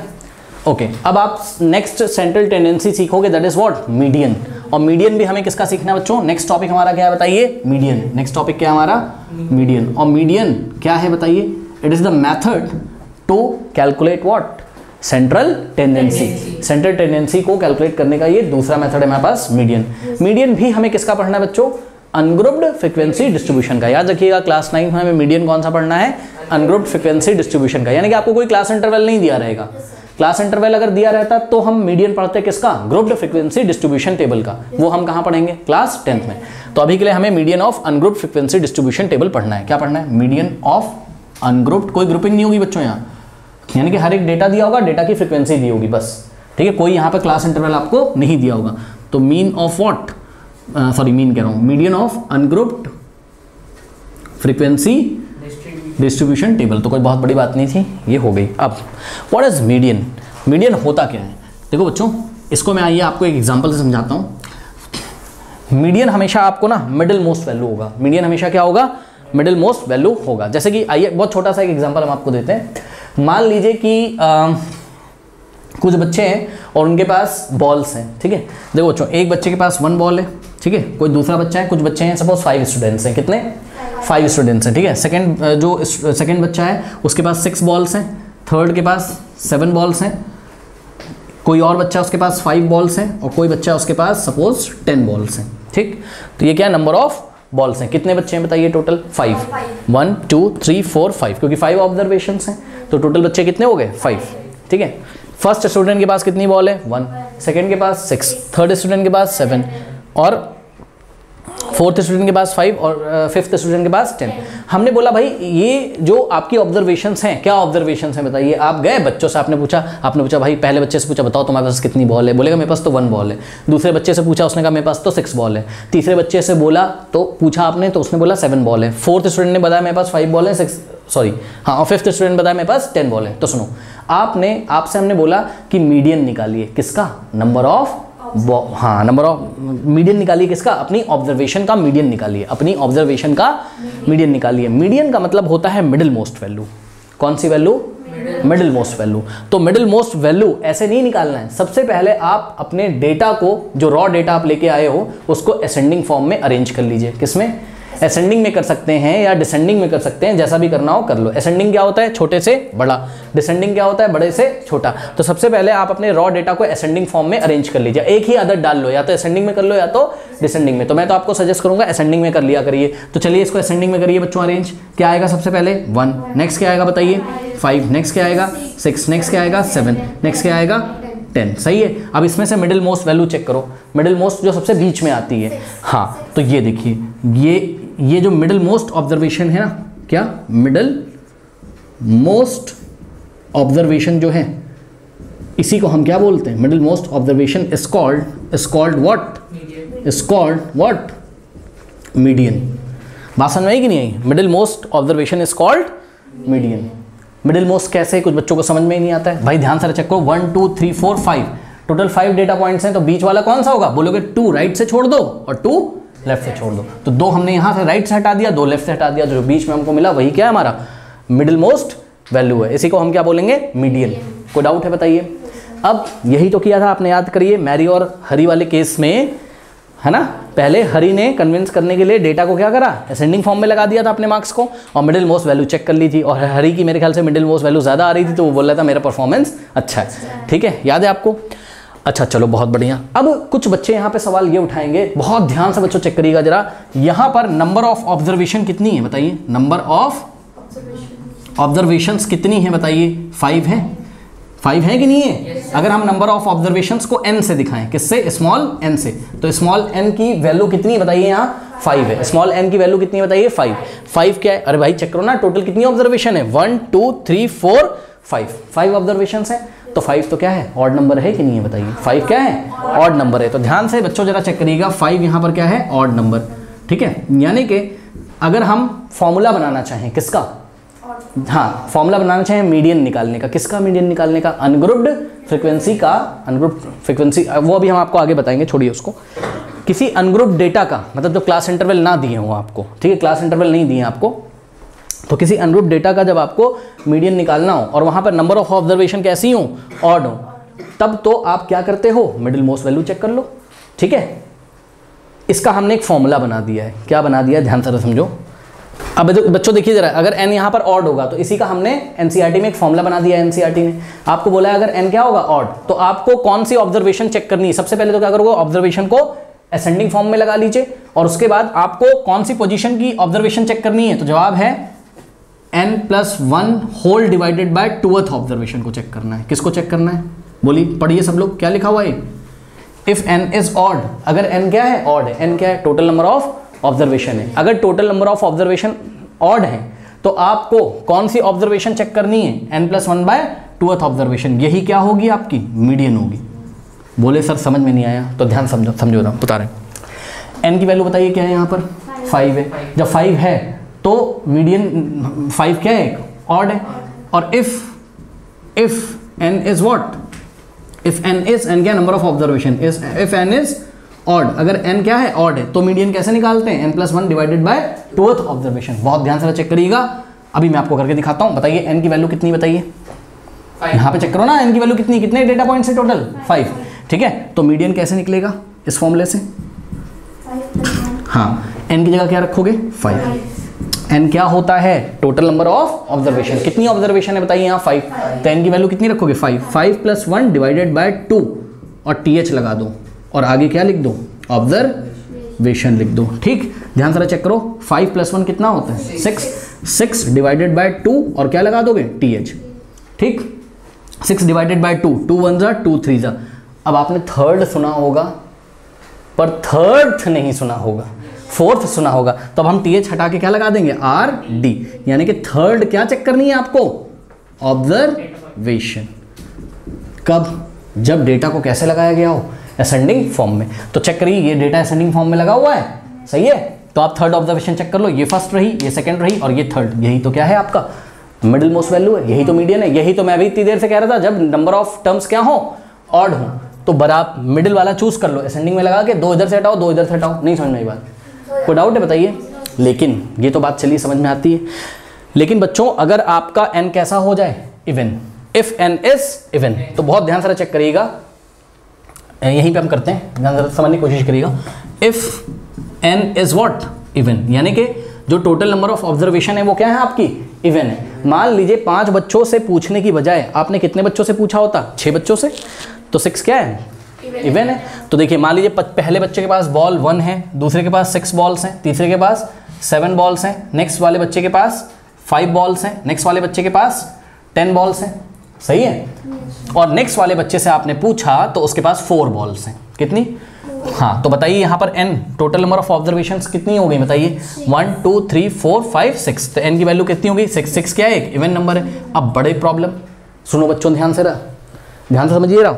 इस टाइम हम क्या करते हैं, डेटा को असेंडिंग फॉर्म में आप लगा लो, चलो आओ पहले लगाओ डेटा को असेंडिंग फॉर्म में। 1 के बाद क्या आएगा, 4, भाई 1 से बड़ा क्या है, 4, फिर 5, फिर 6, फिर 7, फिर 10, सही है। अब मेरी बात ध्यान से सुनो, जब नंबर ऑफ ऑब्जर्वेशन कितनी है, 1 2 3 4 5 6 इवन है, तो आप मिडिल वाला पकड़ ही नहीं पाओगे। अगर आप बोलोगे भाई 5 मिडिल में, कहाँ 5 मिडिल में बताओ, इधर 5 के राइट में 1 2 3 टर्म्स हैं और 5 के लेफ्ट में 2 टर्म्स हैं, तो मिडिल में कैसे रहा। हाँ, अगर आप बोलोगे चलो 6 को मिडिल में ले लें, तो 6 मिडिल में नहीं है, चेक करो, क्योंकि 6 के राइट में कितने टर्म्स हैं, 2, और इसके लेफ्ट में कितने, 3। इतना तो दिमाग लगाओ, अगर नंबर ऑफ टर्म्स क्या होते हैं, ऑड, तब तो मिडिल वाला मिल जाता है, लेकिन नंबर ऑफ टर्म्स अगर इवन होते हैं तो मिडिल वाला आपको नहीं मिलेगा।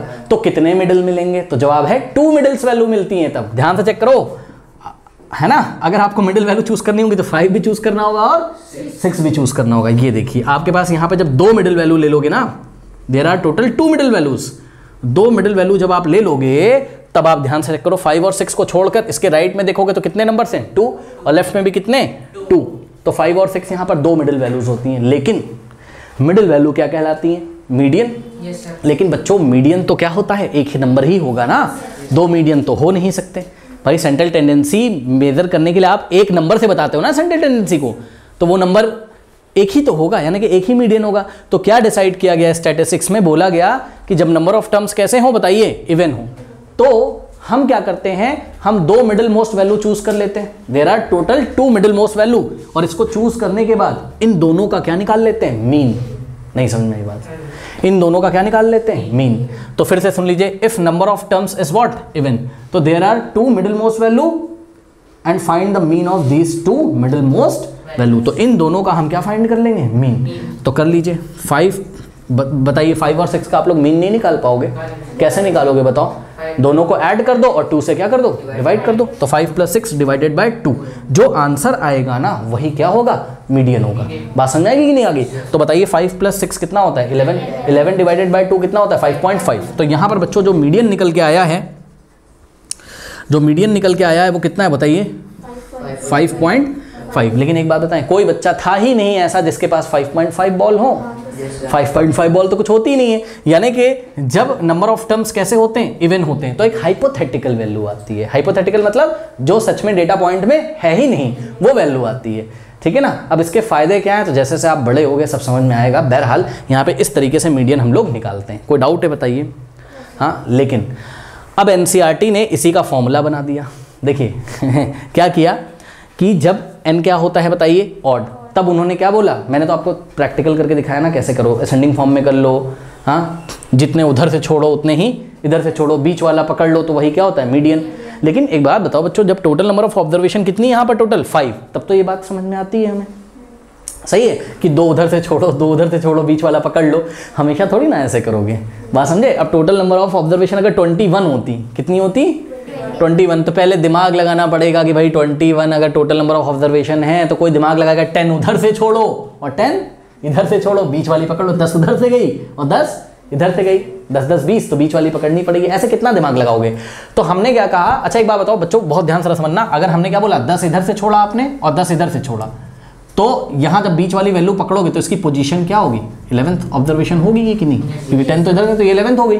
ठीक, अब ये कैसे निकला होगा बताओ, अगर नंबर ऑफ ऑब्जर्वेशन मैंने तुमको कितनी बताई थी यहाँ, 21, जो कि क्या है बोलो, ऑड है। हाँ, तो उन्होंने क्या पढ़ाया था, अगर नंबर ऑफ ऑब्जर्वेशन क्या हो, ऑड हो, तो आपको मीडियन कैसे चेक करना है, n+1 divided by 2th observation.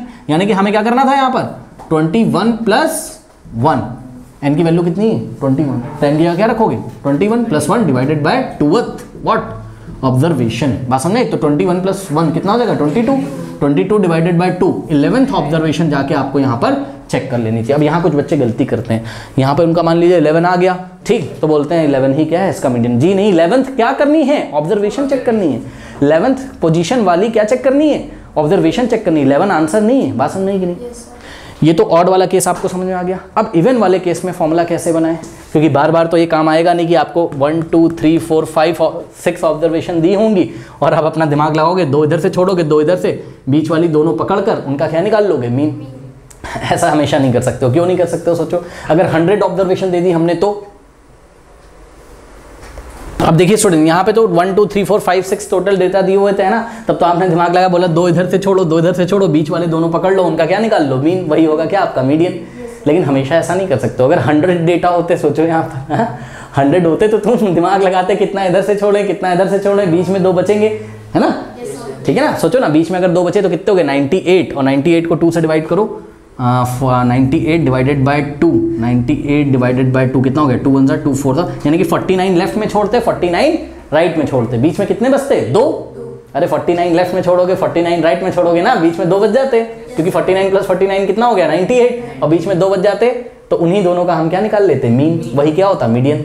तो इतना कब तक दिमाग लगाओगे? तो उसके लिए बच्चों एनसीईआरटी फॉर्मूला बना देता है, कहता है, ध्यान से समझिए कि if n is what, even, तो आपको मीन निकालना है, किसका, मीन ऑफ, बच्चों ध्यान से चेक करिएगा, बहुत ध्यान से, यहाँ बच्चे कंफ्यूज आते हैं, mean of n/2th observation and n/2 + 1th observation. नहीं समझ में आई बात? अगर n क्या है आपका, इवन, तो आपको किसका किसका मीन निकालना है, n/2 2th observation and n by 2 plus 1th observation. अब यहाँ पे कंफ्यूजन होती, ये तो फटाफट कर लोगे n की वैल्यू बताओ यहाँ कितनी है 6, टोटल डेटा कितने हैं यहाँ पे 6 है ना, तो n की जगह क्या रखोगे 6 डिवाइडेड बाय 2 कितना हो जाएगा 3, यानी कि आपको एक क्या चेक करनी है 3rd ऑब्जर्वेशन। एंड अब यहाँ पे क्या लिखा हुआ है बताइए n बाय 2 प्लस 1th, यहाँ से बच्चे कंफ्यूज होते हैं, क्या लिखा है बताइए n बाय 2 प्लस 1th, यानी कि n में पहले 2 का क्या लगाओ डिवाइड, फिर 1 ऐड करोगे। वहाँ क्या होता था बताओ, जब n क्या होता था ऑड, तो आपको एक ही ऑब्जर्वेशन चेक करनी होती थी, कौन सी n प्लस 1 डिवाइडेड बाय 2, यानी कि n में पहले 1 ऐड करते थे और फिर 2 से क्या करते थे डिवाइड करते थे। लेकिन यहाँ क्या करना है, यहाँ n में पहले 2 से, अरे भैया अंतर है, ध्यान से चेक करो, n प्लस 1 डिवाइडेड बाय 2 है ये, लेकिन ये क्या है n बाय 2 प्लस 1 है, ये अंतर है दोनों में। नहीं समझ में आई बात, तो आप क्या करोगे बताओ, यहाँ पहले n को 2 से डिवाइड करोगे, n कितना है बताओ 6 बाय 2 और प्लस 1th। अब बताओ 6 बाय 2 कितना होता है 3, तो ये तो 3 आ जाएगा और 3 में फिर 1 को ऐड करोगे तो कितना आ जाएगा 4th। तो यहाँ पर आप क्या लिखोगे 4th ऑब्जर्वेशन। तो किसका किसका मीन लेना है 3rd और 4th, यही तो मैंने किया था, ध्यान से चेक करो 1 2 3। 3rd ऑब्जर्वेशन क्या है आपकी 5 है, 3rd ऑब्जर्वेशन क्या है आपकी 5 और 4th ऑब्जर्वेशन क्या है आपकी 6 है, इन दोनों का मीन लिया है, यही करना है। बताइए कोई डाउट है कि नहीं, हाँ कोई डाउट है। और एक बात बताऊं, जैसे ही n बाय 2th आप निकाल लेते हो 3rd, तो अगली वाली पक्का क्या होगी 4th ही तो होगी, उसमें इतना याद करने की क्या जरूरत है। कोई डाउट है बताइए, हाँ फिर से एक बार रिवाइज करिए। अगर n क्या होता है ऑड, तो क्या सबसे पहले तो डेटा को क्या करना है बताइए असेंडिंग फॉर्म में लगाना है, ठीक लगा लिया, फिर क्या करना है चेक करना है कितनी ऑब्जर्वेशंस हैं। अगर n क्या है ऑड है, तब आपको कौन सी ऑब्जर्वेशन चेक करनी है n plus 1 whole divided by 2, यानी कि n में पहले 1 ऐड कर दो और फिर 2 से क्या कर दो डिवाइड, वही वाली पोजीशन की ऑब्जर्वेशन चेक कर लीजिए, वही क्या है आपका मीडियन। लेकिन अगर n क्या है इवन है, तो आपको 2 ऑब्जर्वेशन चेक करनी है, कौन कौन सी n बाय 2th और n बाय 2 प्लस 1th, दोनों ऑब्जर्वेशन चेक करिए, जब मिल जाए तो दोनों का क्या निकाल लीजिए मीन। अब बच्चों इसी चीज को व्हेन n इज इवन किताब में पता है कैसे लिखता है, बच्चे कंफ्यूज हो जाते हैं, वो क्या करता है वो इस तरीके से लिखता है, ध्यान से चेक करो, मैं यहाँ कर देता हूँ, पता है क्या करता है, यहाँ प्लस लगा देता है और होल डिवाइडेड बाय क्या कर देता है 2, बच्चे कंफ्यूज हो जाते हैं। मीडियन का फॉर्मूला ऐसे लिखा रहता है, ये देखिए मीडियन का फॉर्मूला ऐसे लिखा रहता है n by 2th observation plus n by 2 plus 1th observation whole divided by 2। क्या किया है मीन ही तो निकाला है, क्या कहना चाहता है वो कि n बाय 2th ऑब्जर्वेशन निकालो, यहाँ रख दो, ध्यान से चेक करो n की वैल्यू कितनी थी यहाँ पर 6 बाय 2 कितना होता है 3, यानी कि 3rd ऑब्जर्वेशन चेक करनी, तो 1st 2nd 3rd, 3rd observation क्या है 5 plus n by 2 plus 1th, n की वैल्यू कितनी बताइए 6 डिवाइडेड बाय 2 3 प्लस 1 4, यानी कि 4th क्या चेक करनी है ऑब्जर्वेशन 4th, देखो 1st 2nd 3rd 4th observation क्या है 6 है, तो यहाँ फिल कर देना और दोनों का मीन निकाल लेना है। बताओ क्या दिक्कत है, तो मीडियन क्या आ जाता 5.5। कोई डाउट है, अब जब क्वेश्चन करेंगे तो और अच्छी तरीके से क्लियर होगा। NCERT एग्जाम्पल नंबर 12 देखिए, the heights in centimetre of 9 students of a class are as follows. अब बताओ कोई इंटरवल दिया है क्या, बताओ कोई इंटरवल, तो क्लास इंटरवल तो नहीं दिया है, यानी कि कौन सा फ्रीक्वेंसी डिस्ट्रीब्यूशन है अनग्रुप्ड फ्रीक्वेंसी डिस्ट्रीब्यूशन है। कितने बच्चे हैं टोटल बताइए 9। पहले बच्चे से जाके पूछा भाई तुम्हारी हाइट कितनी, तो उसने बोला मेरी हाइट तो है 155 सेंटीमीटर लंबा हूँ मैं। दूसरे वाले बच्चे ने बोला मैं तो 160 सेंटीमीटर लंबा हूँ। इस तरीके से 9 स्टूडेंट से पूछा गया, क्या कह रहा है find the median of this data. इस डेटा की सेंट्रल टेंडेंसी निकालनी है और सेंट्रल टेंडेंसी में भी क्या निकालना है मीडियन। अगर मीन निकालने को बोलता तो क्या करते, सबको ऐड कर देते और 9 से डिवाइड कर देते। बात समझ में आई कि नहीं, लेकिन क्या निकालने के लिए बोला है मीडियन। मीडियन क्या होती है मिडिल मोस्ट वैल्यू, ठीक। मिडिल मोस्ट वैल्यू कैसे निकालेंगे, पहले इसको असेंडिंग फॉर्म में चेंज, डिसेंडिंग में भी कर सकते हो पर आप अपनी आदत डाल लीजिए असेंडिंग में कर लीजिए, ठीक है। अगर डिसेंडिंग में करोगे आप करके चेक कर लीजिएगा आंसर सेम आएगा, ठीक है। चलो असेंडिंग फॉर्म में कर लो, कर लिया। सबसे छोटा क्या 144, उससे बड़ा यहाँ पर क्या 145, उससे बड़ा 147, इस तरीके से आपने असेंडिंग में कर लिया। अब एक बात बताइए बच्चों, यहाँ पर n की वैल्यू कितनी है, n की वैल्यू कितनी है, कितने स्टूडेंट्स है बताइए। अरे भाई नंबर ऑफ ऑब्जर्वेशंस देखो ना कितनी, कितने बच्चों से जाके पूछा आपने 9, ठीक है। तो n की वैल्यू कितनी है बताइए 9 इवन है कि ऑड है बताइए। 9 क्या है, एक ऑड नंबर है, यानी कि ऑब्जर्वेशंस क्या है ऑड है। अगर ऑब्जर्वेशंस ऑड होती थी तो आपका मीडियन क्या आता था, आपका मीडियन आता था n by 2th observation, n by 2th observation. तो सॉरी n बाय 2th नहीं, n plus 1 bye 2th observation. क्या होता था मीडियन आपका n plus 1 bye 2th observation. ठीक है, अगर आप कभी मेरी तरह भूल जाओ ना तो मैं बताऊं बहुत सिंपल होता है। देखो जरा कैसे सिंपल होता है, समझो। मान लो आपने गलती से यहाँ पर मान लो मैंने n/2th लिख दिया होता, मान लो n की वैल्यू कितनी बताओ 9, 9/2th करोगे तो कितना आएगा 4.5। कोई पोजीशन थोड़ी ना होती है, हमें तो पोजीशन ढूंढनी है ना। ठीक है, तो ऐसे करके मुझे भी याद आ जाता है बार बार। तो n+1 divided by 2th observation आपको चेक करनी है। n की वैल्यू कितनी बोलिए 9, 9+1 डिवाइडेड बाय 2, बात समझे। तो 9+1 कितना होता है बोलिए 10, तो 10 डिवाइडेड बाय 2 और ऊपर th लिख दो, यानी कि क्या आ जाएगी 5th। तो बच्चों आपको 5th ऑब्जर्वेशन जाके चेक कर लेनी। कुछ बच्चे बोलते हैं सर इसका मीडियन 5 आ गया क्या? जी नहीं, इसीलिए तो मैं ऊपर th लिखता चलता हूँ, यानी कि हमको याद रहे कि हमें 5th ऑब्जर्वेशन चेक करना है। कहाँ चेक करना है? रॉ डेटा में नहीं चेक करना है, जब असेंडिंग फॉर्म में कर लिया है तो उसमें चेक करना है। चेक करो बच्चों, फर्स्ट छोड़ा, सेकंड छोड़ा, थर्ड छोड़ा, फोर्थ छोड़ा, और ये देखिए ये 5th ऑब्जर्वेशन। तो इस जो भी ये डेटा दिया हुआ है, इस डेटा का बच्चों मीडियन क्या आ जाएगा बोलिए 149 क्या सेंटीमीटर। कल मैंने बताया था ना सेंट्रल टेंडेंसी की यूनिट भी होती है। हाइट किस में दी हुई थी? सेंटीमीटर में, इसलिए मीडियन भी किस में आएगा? सेंटीमीटर में, क्योंकि मीन मीडियन मोड निकाला किसका जाता है? तो जवाब है डेटा का निकाला जाता है ना। और डेटा क्या है? हाइट्स। अरे भाई हाइट्स की कुछ तो यूनिट होगी।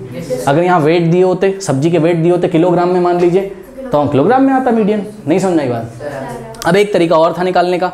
कुछ बच्चे कहते हैं सर मैं डायरेक्ट कर ही लूँगा, आप करना हो तो कर लो, कोई दिक्कत नहीं, लेकिन आपको फॉर्मूला लिख के दिखाना है। बच्चे बोलते सर असेंडिंग फॉर्म में मैंने कर लिया, टोटल 9 है, 1 2 3 4 4 इधर से हटाऊंगा और 1 2 3 4 4 इधर से हटाऊंगा, मिडिल मोस्ट वैल्यू मिल जाएगी, वही क्या होगा मेरा मीडियन।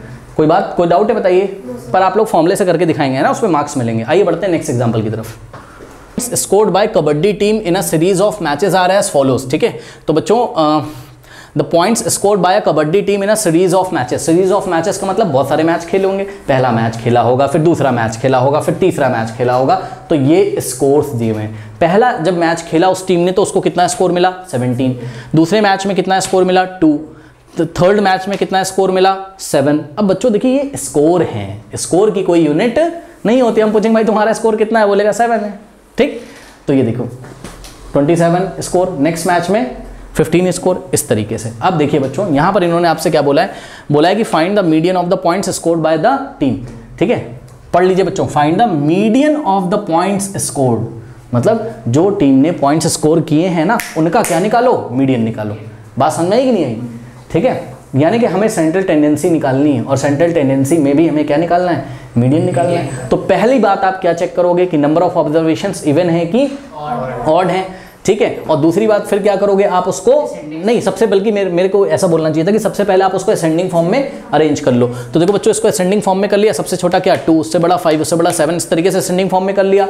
अब आपको चेक करना है कि नंबर ऑफ ऑब्जर्वेशंस यहाँ पर बच्चों कितनी है, यानी कि कितने मैच खेले गए। चेक करो 1 2 3 4 5 6 7 8 9 10 11 12 13 14 15 16, कितने मैच खेले गए 16। इवन है कि ऑड है, तो इवन है। एक तरीका क्या था बच्चों 16 है, एक तरीका क्या था, दिमाग में सोचते 2 बचा के रख लेते, कितना बचा 14, 2 माइनस करो ना इसमें से। क्यों माइनस करो 2? क्योंकि कितनी मिडिल मोस्ट वैल्यू होती है 2 मिडिल मोस्ट वैल्यू होती हैं। हाँ, तो 16 में से क्या माइनस करते बताओ 2, कितना बचता 14। हाँ, तो क्या करते हैं 7 इधर से हटाते हैं और 7 इधर से हटाते हैं। चलो हटा के देखते हैं क्या होता है। देखो 1 2 3 4 5 6 7 इधर से हटाया, चलो ठीक। अब 7 शुरू से हटाओ, असेंडिंग वाले में जाना, रॉ डेटा में मत चले जाना। 1 2 3 4 5 6 7 इधर से हटाया। ये देखिए ये दोनों जो वैल्यूज मिली इनका ही क्या निकाल लो, मीन। ठीक है, तो मीन निकाल लो ना इनका, यही क्या होगा मीडियन। तो मीडियन यहाँ पर कितना हो जाता बताइए 10 + 14 डिवाइडेड बाय 2 कितना हो जाता 12 स्कोर। ठीक है, यानी कि मीडियन स्कोर कितना है 12। कोई डाउट है? लेकिन ऐसे नहीं करना है बच्चों, आप लोग को क्या करना है फॉर्मूला लगा के उनको टीचर को अपने दिखाना है। तो फॉर्मूला लगा के आप लोग कैसे दिखाएंगे, उसी पे आपको मार्क्स मिलेंगे। बच्चों हमें क्या चेक करना है बताइए, हमें चेक करना है क्या, याद करिए, हमें चेक करना है n/2th ऑब्जर्वेशन। याद है आपको, जब n कैसा होता है इवन, तो क्या क्या चेक करते हैं n/2th ऑब्जर्वेशन। और क्या चेक करते हैं बताइए, ये शॉर्ट में लिख रहा हूँ n/2th ऑब्जर्वेशन। और क्या चेक करते हैं हाँ n/2 + 1th ऑब्जर्वेशन। एक ट्रिक बताता हूँ, यहाँ बच्चे ना कंफ्यूज हो जाते हैं, सोचते हैं सर हम लोग भूल जाते हैं n+1/2 तो नहीं होगा, मतलब ऐसा तो नहीं लिखेंगे। सुनो, पता है तुम्हें खुद ही पता चल जाएगा, क्यों? क्योंकि चेक करो n की वैल्यू कितनी है 16 में 1 ऐड करोगे कितना आएगा 17, 2 से कटेगा ही नहीं समझे, है ना? इसलिए n+1/2 नहीं होता है, यहाँ क्या होता है n/2+1 होता है, ठीक है। तो इन दोनों को क्या कर देना बताइए, ऐड, और फिर क्या कर देना है 2 से डिवाइड। नहीं समझे बात? तो आइए यही क्या हो जाएगा आपका मीडियन, ठीक है। अब जरा यहाँ पे मैं इसको सॉल्व कर रहा हूँ, एक तो जगह की हमारे पास बहुत समस्या रहती है, चलिए यहाँ पे हम आपको दिखाते हैं, ठीक है। तो मीडियन इज इक्वल्स टू बच्चों n/2 ये कितना आ जाएगा, n की वैल्यू कितनी है 16, तो 16 बाय क्या करोगे 2th, यानी कि 2 1 2 8 यानी कि कौन सी ऑब्जर्वेशन चेक करनी है 8th ऑब्जर्वेशन चेक करो, कहाँ है बच्चों 1st 2nd 3rd 4th 5th 6th 7th 8th observation क्या आपकी 10, तो यहाँ लिखा आपने 10, फिर क्या लगा हुआ है प्लस लगा दिया हमने, क्या प्लस। अच्छा एक बात बताओ बच्चों, अगर आपने 8th ऑब्जर्वेशन चेक करी है तो नेक्स्ट कौन सी चेक करनी चाहिए 9th, और जरा फॉर्मूले से ही निकाल लेते हैं। तो यहाँ पे करिए 8 n की जगह कितना रखोगे 16 डिवाइडेड बाय 2 8 + 1 9, तो क्या आ जाएगा 9th। क्या दिक्कत है बताइए, 9th ऑब्जर्वेशन 9 मत रख देना, यहाँ 9th ऑब्जर्वेशन रखनी है। तो ये 8th है तो 9th इसके बगल वाली है 14, तो और इसका क्या निकालना है मीन, तो दोनों को ऐड करके 2 से डिवाइड कर देंगे, तो स्कोर मीडियन स्कोर कितना है 12 है। आई थिंक आपको समझ में आ गया होगा, कोई डाउट है बताइए? हाँ, नाउ स्टूडेंट्स बढ़ते हैं एग्जाम्पल नंबर 14 की तरफ, बट उससे पहले मैं आपको बताता हूँ कि सेंट्रल टेंडेंसी मेजर करने का जो थर्ड मेथड है वो क्या, मॉड निकालना। क्या निकालना, mod, okay, mode MODE, mode हम यहाँ फाइंड करेंगे, ठीक है ना। अब देखिए बच्चों, मोड समझने से पहले मैं आपको बता दूं, एक सिचुएशन लेते हैं हम, रियल लाइफ की एक सिचुएशन लेते हैं। सिचुएशन ये है कि मान लीजिए आपके पास एक कंपनी वो शूज़ बनाती है, ठीक है ना, जूता बनाने की कंपनी है आपके पास, शूज़ बनाते हो आप लोग, ठीक है। अब जब शूज़ बनाते हो तो आप बच्चों क्या चाहते हो बताओ, कि मैक्सिमम प्रॉफिट हो आपकी कंपनी का। मैक्सिमम प्रॉफिट कब होगा, जब ज़्यादा माल बिकेगा, ठीक है। अपने मन से ही आप नहीं शूज़ बना दोगे वहाँ पे, समझो जरा बात समझो। देखो जब शूज़ बनते हैं, एक डिज़ाइन का शूज़ बना, कोई 5 नंबर का बनेगा, कोई 6 जूते के नंबर होते हैं ना, 5 नंबर का जूता, 6 नंबर का जूता, 7 नंबर का, 8 नंबर का, इस तरीके से बहुत सारे शूज़, मतलब अलग अलग डिज़ाइंस के शूज़ बनते हैं। और एक डिज़ाइन जो होता है उसमें कई नंबर होते हैं, 5 6 7 8 9 10। अब आप देखोगे कि मेरी इस वाली डिज़ाइन में, ध्यान समझो बच्चों, देखिए बच्चों, कोई शूज़ है, इस पे फूल बना हुआ है सपोज, ये हम आपको समझाने के लिए बता रहे हैं, ठीक है, आप इसको दिल पे मत लेना। ये शूज़ है, इस पे ऐसा डिज़ाइन है, ये शूज़ है, इस पे ऐसा डिज़ाइन है, ये 3 शूज़ हैं अलग अलग, ठीक है ना। ये लीजिए शूज़ बना दिया, चलिए ठीक। ये शूज़ A डिज़ाइन है, शूज़ B डिज़ाइन है, और शूज़ C, मतलब A टाइप के शूज़, B टाइप के शूज़ और C टाइप के शूज़। अब ध्यान दें, देखिए जब ये वाला डिज़ाइन आप बनाते हो, ठीक, तो आप 5 नंबर का जूता भी बनाते हो, 6 नंबर का भी बनाते हो, 7 नंबर का भी बनाते हो, 8 नंबर का भी बनाते हो, 9 का भी बनाते होगे, 10 का भी, भाई अलग अलग पैर के साइज होते हैं ना सबके, बात समझे कि नहीं। फिर दूसरा वाला भी शूज़ आप 5 नंबर का बनाते हो, 6 नंबर का, 7 नंबर का, 8 नंबर का, 9, इस तरीके से, ठीक है ना। अब समझो बच्चों, ये डिज़ाइन आपने इसी तरीके से, C वाला भी 5 नंबर का जूता बना, 6 का, 7 का, 8 का, 9 का, इस तरीके से, ठीक है। ये मार्केट में बेच दिया आपने बेचने के लिए, ठीक है ना। आप क्या देख रहे हो बच्चों, ध्यान समझिए, आप देख रहे हो कि डिज़ाइन B वाला, तो डिज़ाइन B वाला जो जूता है आपका, वो 9 नंबर की ज़्यादा सेल होती है, मतलब 9 नंबर वाले लोग उसको ज़्यादा खरीदते हैं, बात समझो ना, मतलब जिनका पैर 9 नंबर के साइज़ का है वो ज़्यादा कौन सा जूता खरीद रहे हैं, B वाला। देखो एक बात बताएं, आपकी कंपनी, आप बहुत सारा माल मार्केट में भेजते हो, आप जाके चेक नहीं करोगे बच्चों हर जगह। आपने जो माल भेजा है मार्केट में, लौट के भी आपके पास कुछ आया, जो नहीं बिकता है वो कंपनी को वापस कर देते हैं, जो आपके दुकान वाले होते हैं, बस नहीं है। तो तुमको जब माल वापस आएगा तो तुम ये चेक करोगे ना, B वाला हमारा कौन सा सबसे ज़्यादा बिका, C वाला कौन से, मतलब C वाले डिज़ाइन में कौन सा नंबर सबसे ज़्यादा बिका, बस समझे कि नहीं है। इस तरीके से तुम एक डेटा तैयार करोगे अपने पास, ठीक। तो डेटा तैयार करने के बाद तुम अगली बार यही करोगे मार्केट में, क्या, कि सपोज B डिज़ाइन में 9 नंबर वाला ज़्यादा बिका, A डिज़ाइन में 5 नंबर वाला ज़्यादा बिका, और C डिज़ाइन में सपोज 7 नंबर वाला ज़्यादा बिका। तो आप अगली बार कैसी मैन्युफैक्चरिंग रखेंगे अपनी, बताइए।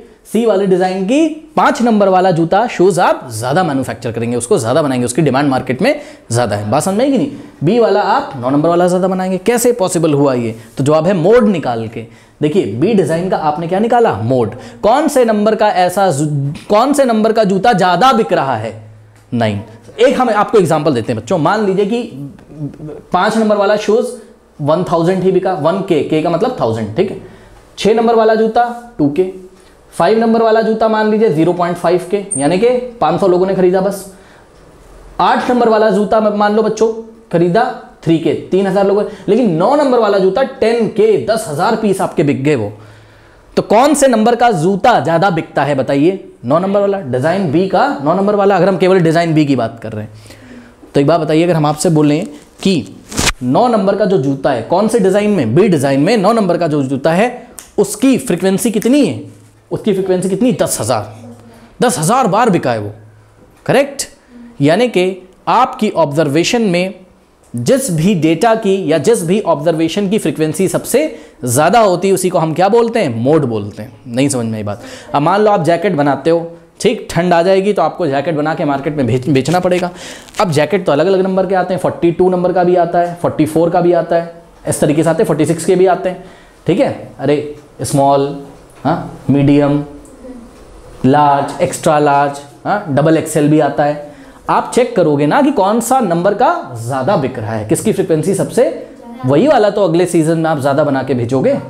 ठीक है, उससे आपको मार्केट का पता चलता है। तो आपने क्या निकाल लिया अपने डेटा का? मोड निकाल लिया, मोड निकाल लिया, मोड। तो थर्ड, अब देखा आपने रियल लाइफ में इसका क्या यूज है ना? ऐसे तो तुम अपनी कंपनी का प्रॉफिट फिर मैक्सिमम नहीं कर पाओगे अगर तुम्हें यही नहीं पता चलेगा कि माल कौन सा बिक रहा है मार्केट में। बात समझ में आई कि नहीं आई? तो इस तरीके से जो मैन्युफैक्चरिंग इंडस्ट्रीज हैं बच्चों, सामान बनाने वाली, गुड्स बनाने वाली जो मैन्युफैक्चरिंग इंडस्ट्रीज हैं वो मोड का बहुत अच्छी तरीके से यूज करती हैं। बात समझ में आई कि नहीं? तो ये हमने आपको बस बेसिक सा भी बताया। अब आपको बच्चों यहाँ एनसीईआरटी में एक डेफिनेशन लगानी है। आइए जरा देखते हैं एनसीईआरटी में डेफिनेशन। ये देखिए, अच्छा एक चीज़ और, हरी और मैरी में जो लड़ाई हो रही थी आपने देखा, वो भी रुकी नहीं थी। ठीक है ना? उसमें हरी ने क्या तरीका निकाला कि 10 मार्क्स मैं कितनी बार लाया हूँ? 3 टाइम्स, शायद ऐसा ही कुछ हुआ था ना, मुझे अब याद नहीं।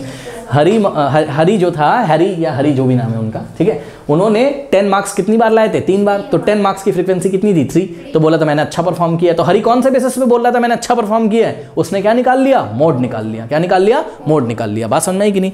तो बच्चों बताइए मोड की डेफिनेशन क्या होगी? मोड की डेफिनेशन ये देखिए लिखी हुई है, क्या? The mode is that value of the observation, यानी कि ऑब्जर्वेशन में से वो वाली वैल्यू जिसकी फ्रीक्वेंसी क्या हो? सबसे ज्यादा। चेक कर लो, कह रहा है कि the mode is that value of the observation which occurs most frequently, which occurs most, यही आपको याद करना है। कभी कभी एग्जाम में आपसे डेफिनेशन भी पूछ ली जाती है कि डिफाइन मोड, तो कैसे डिफाइन करोगे? Mode is the value of, mode is that value of observation which occurs most frequently, that is an observation with the maximum frequency. आप बोल सकते हो ऐसी ऑब्जर्वेशन जिसकी फ्रीक्वेंसी क्या होती है? मैक्सिमम होती है, उसी को हम क्या बोलते हैं? मोड बोलते हैं। ठीक है ना? बात समझ में आ गई कि नहीं आ गई? ठीक है, अब आई थिंक आपको ये एग्जांपल बच्चों दिख रहा होगा, इसको हम थोड़ा सा हटा देते हैं शूज वाले एग्जांपल को, है ना? और आप अपनी एनसीईआरटी में एग्जांपल नंबर कौन सा देखेंगे? हाँ 14। ठीक है, आइए जरा देखते हैं क्या कहता है। तो एग्जाम्पल नंबर 14 में कह रहा है find the mode of the following marks out of 10। Out of 10 ये जो इन्होंने लिख दिया है, इसका मतलब आप समझ रहे होंगे। आउट ऑफ 10 का मतलब 10 मार्क्स का क्या हुआ? टेस्ट हुआ। कितने बच्चों को चेक किया गया? Bye 20 student. 20 बच्चे थे क्लास में, उनका टेस्ट लिया गया और 10 मार्क्स का टेस्ट लिया गया। सही है? तो होता क्या है बच्चों, ध्यान से करो, किसी बच्चे के तो कितने आए 10 में से? 4। किसी बच्चे ने कितना स्कोर किया? 6। किसी बच्चे ने कितना स्कोर किया? 5। इस तरीके से इन्होंने हमें कुछ डेटा पॉइंट्स या ऑब्जर्वेशन दे रखी है। आप इनको डेटा पॉइंट्स बोलिए या ऑब्जर्वेशन बोलिए, बात क्या है? सेम। ठीक है, तो आपने को कुछ ऑब्जर्वेशंस दे रखी हैं, आपको बोल रहा है, पढ़िए जरा, आपको बोल रहा है find the mode of the following marks. ठीक है, इसका आपको क्या निकालना है? मोड निकालना है। मोड निकालना है। ठीक है, तो मोड कैसे निकालेंगे बताइए? मोड कैसे निकालेंगे? मोस्ट फ्रीक्वेंट ऑब्जर्वेशन को चेक करो, जो ऑब्जर्वेशन बार बार आ रही हो। लेकिन स्टूडेंट्स यहां पे भी मैं आपको राय दूंगा कि पहले आप इसको किस में लगा लें? असेंडिंग ऑर्डर में। और असेंडिंग ऑर्डर में जब लगाएं तो ध्यान दीजिएगा बच्चों, जो नंबर आपके या जो ऑब्जर्वेशन रिपीट हो रही है ना, उनको जितनी बार रिपीट हो रही है आपको लिखना है। जैसे कि ध्यान से चेक करिए, सबसे छोटा इसमें डेटा पॉइंट क्या है? सबसे कम न्यूमेरिकल वैल्यू क्या है? 2 कितने टाइम्स आता है? चेक करो, ओनली 1 टाइम, तो ओनली 1 टाइम लिखा है। ठीक है, अब बच्चों चेक करिए नेक्स्ट क्या है? 2 से बड़ा कौन सा नंबर है? 3 कितने टाइम्स आता है? 2 टाइम्स, तो 3 को हमने 2 टाइम्स लिखा। ठीक है, अब 4 ध्यान से चेक करो, 4 कितने टाइम्स आ रहा होगा? 3 टाइम्स, तो 4 को समझे, यानी कि 4 को एक टाइम 1 ही टाइम मत लिख देना, अगर 3 टाइम्स आ रहा है तो 3 टाइम्स उसको लिखो। इस तरीके से इसको असेंडिंग ऑर्डर में किया और जो भी मार्क्स जितनी बार आ रहे थे उतनी बार हमने उसको लिख दिया। अब बच्चों यहाँ पे जाके आप लोग चेक कर लीजिए, सबसे ज्यादा फ्रीक्वेंसी कौन से मार्क्स की है? 9। चेक करो, 9 1 2 3 4 टाइम्स आता है, यानी कि 9 मार्क्स की फ्रीक्वेंसी सबसे ज्यादा है। यानी कि क्या कहना चाहते हैं कि 4 बच्चों के क्या आ गए? 9 मार्क्स। ठीक है, 9 मार्क्स ऐसे मार्क्स हैं जो सबसे ज्यादा बच्चों के द्वारा गेन किए जाते हैं। तो 9 मार्क्स की फ्रीक्वेंसी कितनी हो गई? 4। अगर हम आपसे पूछें कि 4 मार्क्स की फ्रीक्वेंसी कितनी है 3, क्योंकि 4 कितने बार आ रहा है 3 टाइम्स, ठीक है। 5 मार्क्स की फ्रीक्वेंसी क्या है 2, क्योंकि 5 2 टाइम्स आ रहा है। 6 मार्क्स की फ्रीक्वेंसी 3 टाइम्स आ रहा है। तो कौन सा ऐसा नंबर है या कौन सा ऐसा मार्क है जिसकी फ्रीक्वेंसी सबसे ज्यादा आती है, बताइए। 9 मार्क्स की फ्रीक्वेंसी सबसे ज्यादा है, इसलिए इस डेटा का जो मोड है वो कितना होगा 9। सुन लो, कुछ बच्चे यहाँ गलत जवाब देते हैं एग्जाम में, वो कंफ्यूज हो जाते हैं। वो क्या करते हैं, बोलते हैं सर 9 कितने टाइम्स आया है 4 टाइम्स आया है, तो इसका मोड 4 होगा। जी नहीं, मोड 4 नहीं होगा। 4 तो सबसे ज्यादा 4 तो क्या है फ्रीक्वेंसी है किसकी, मार्क्स 9 की, यानी कि 4 तो क्या है फ्रीक्वेंसी है किसकी 9 मार्क्स की, यानी कि 9 मार्क्स 4 बच्चों के हैं, तो आंसर इसका 4 नहीं है। जो मार्क्स सबसे ज्यादा रिपीट कर रहा है वही क्या है, इसका मोड है। क्योंकि एक बात बताएं बच्चों, मोड, मीडियन या मीन किसका निकाला जाता है, ऑब्जर्वेशन का निकाला जाता है। ऑब्जर्वेशन का ही तो आप सेंट्रल टेंडेंसी चेक करते हो ना, ऑब्जर्वेशंस का ही तो आप सेंट्रल टेंडेंसी चेक करते हो ना। मतलब मार्क्स के आप एवरेज चेक करोगे, या तो मार्क्स का आप मीडियन चेक करोगे, या तो मार्क्स का आप मोड चेक करोगे। तो जो मोड होगा वो भी एक तरीके का क्या होगा, मार्क्स ही तो होगा। कौन सा मार्क्स होगा जो सबसे ज्यादा रिपीट कर रहा होगा, ये देखिए। तो 9 क्या है, इसका मोड है। तो आंसर क्या लिखा है, ऐसे ही आप भी लिखेंगे एग्जाम में। एनसीईआरटी अगर अच्छी तरीके से पढ़ा करिए, आपको लैंग्वेज लिखने का बहुत अच्छा तरीका यहां से मिलेगा। हेयर 9 अकर्स मोस्ट फ्रिक्वेंटली, तो हमने डेफिनेशन भी बता दी देखिए मोड की यहीं पे बातों बातों में, कि यहां पर 9 क्या कर रहा है, सबसे ज्यादा इसकी फ्रिक्वेंसी है। मतलब हेयर 9 अकर्स मोस्ट फ्रिक्वेंटली, यानी कि 9 बार बार आ रहा है, that's why that is 4 times. So the, मतलब इसकी फ्रीक्वेंसी क्या है, दैट इज 4 टाइम्स का मतलब 9 की फ्रीक्वेंसी कितनी है 4। Okay, so the mode is what 9। Okay, कोई डाउट है बताइए, कर लीजिए। स्टूडेंट्स, एग्जाम्पल नंबर 15 हम लोग देखते हैं। और जो लोग वीडियो देख रहे हैं देखिए, आपको ये हायर स्टडी के लिए काफ़ी फायदेमंद होगा। और स्टैटिस्टिक्स में सिर्फ आपको फॉर्मूला ही नहीं पढ़ लेना है, फॉर्मूला पढ़ लिया और न्यूमेरिकल कर लिया, आप इसकी समझ बढ़ाइए।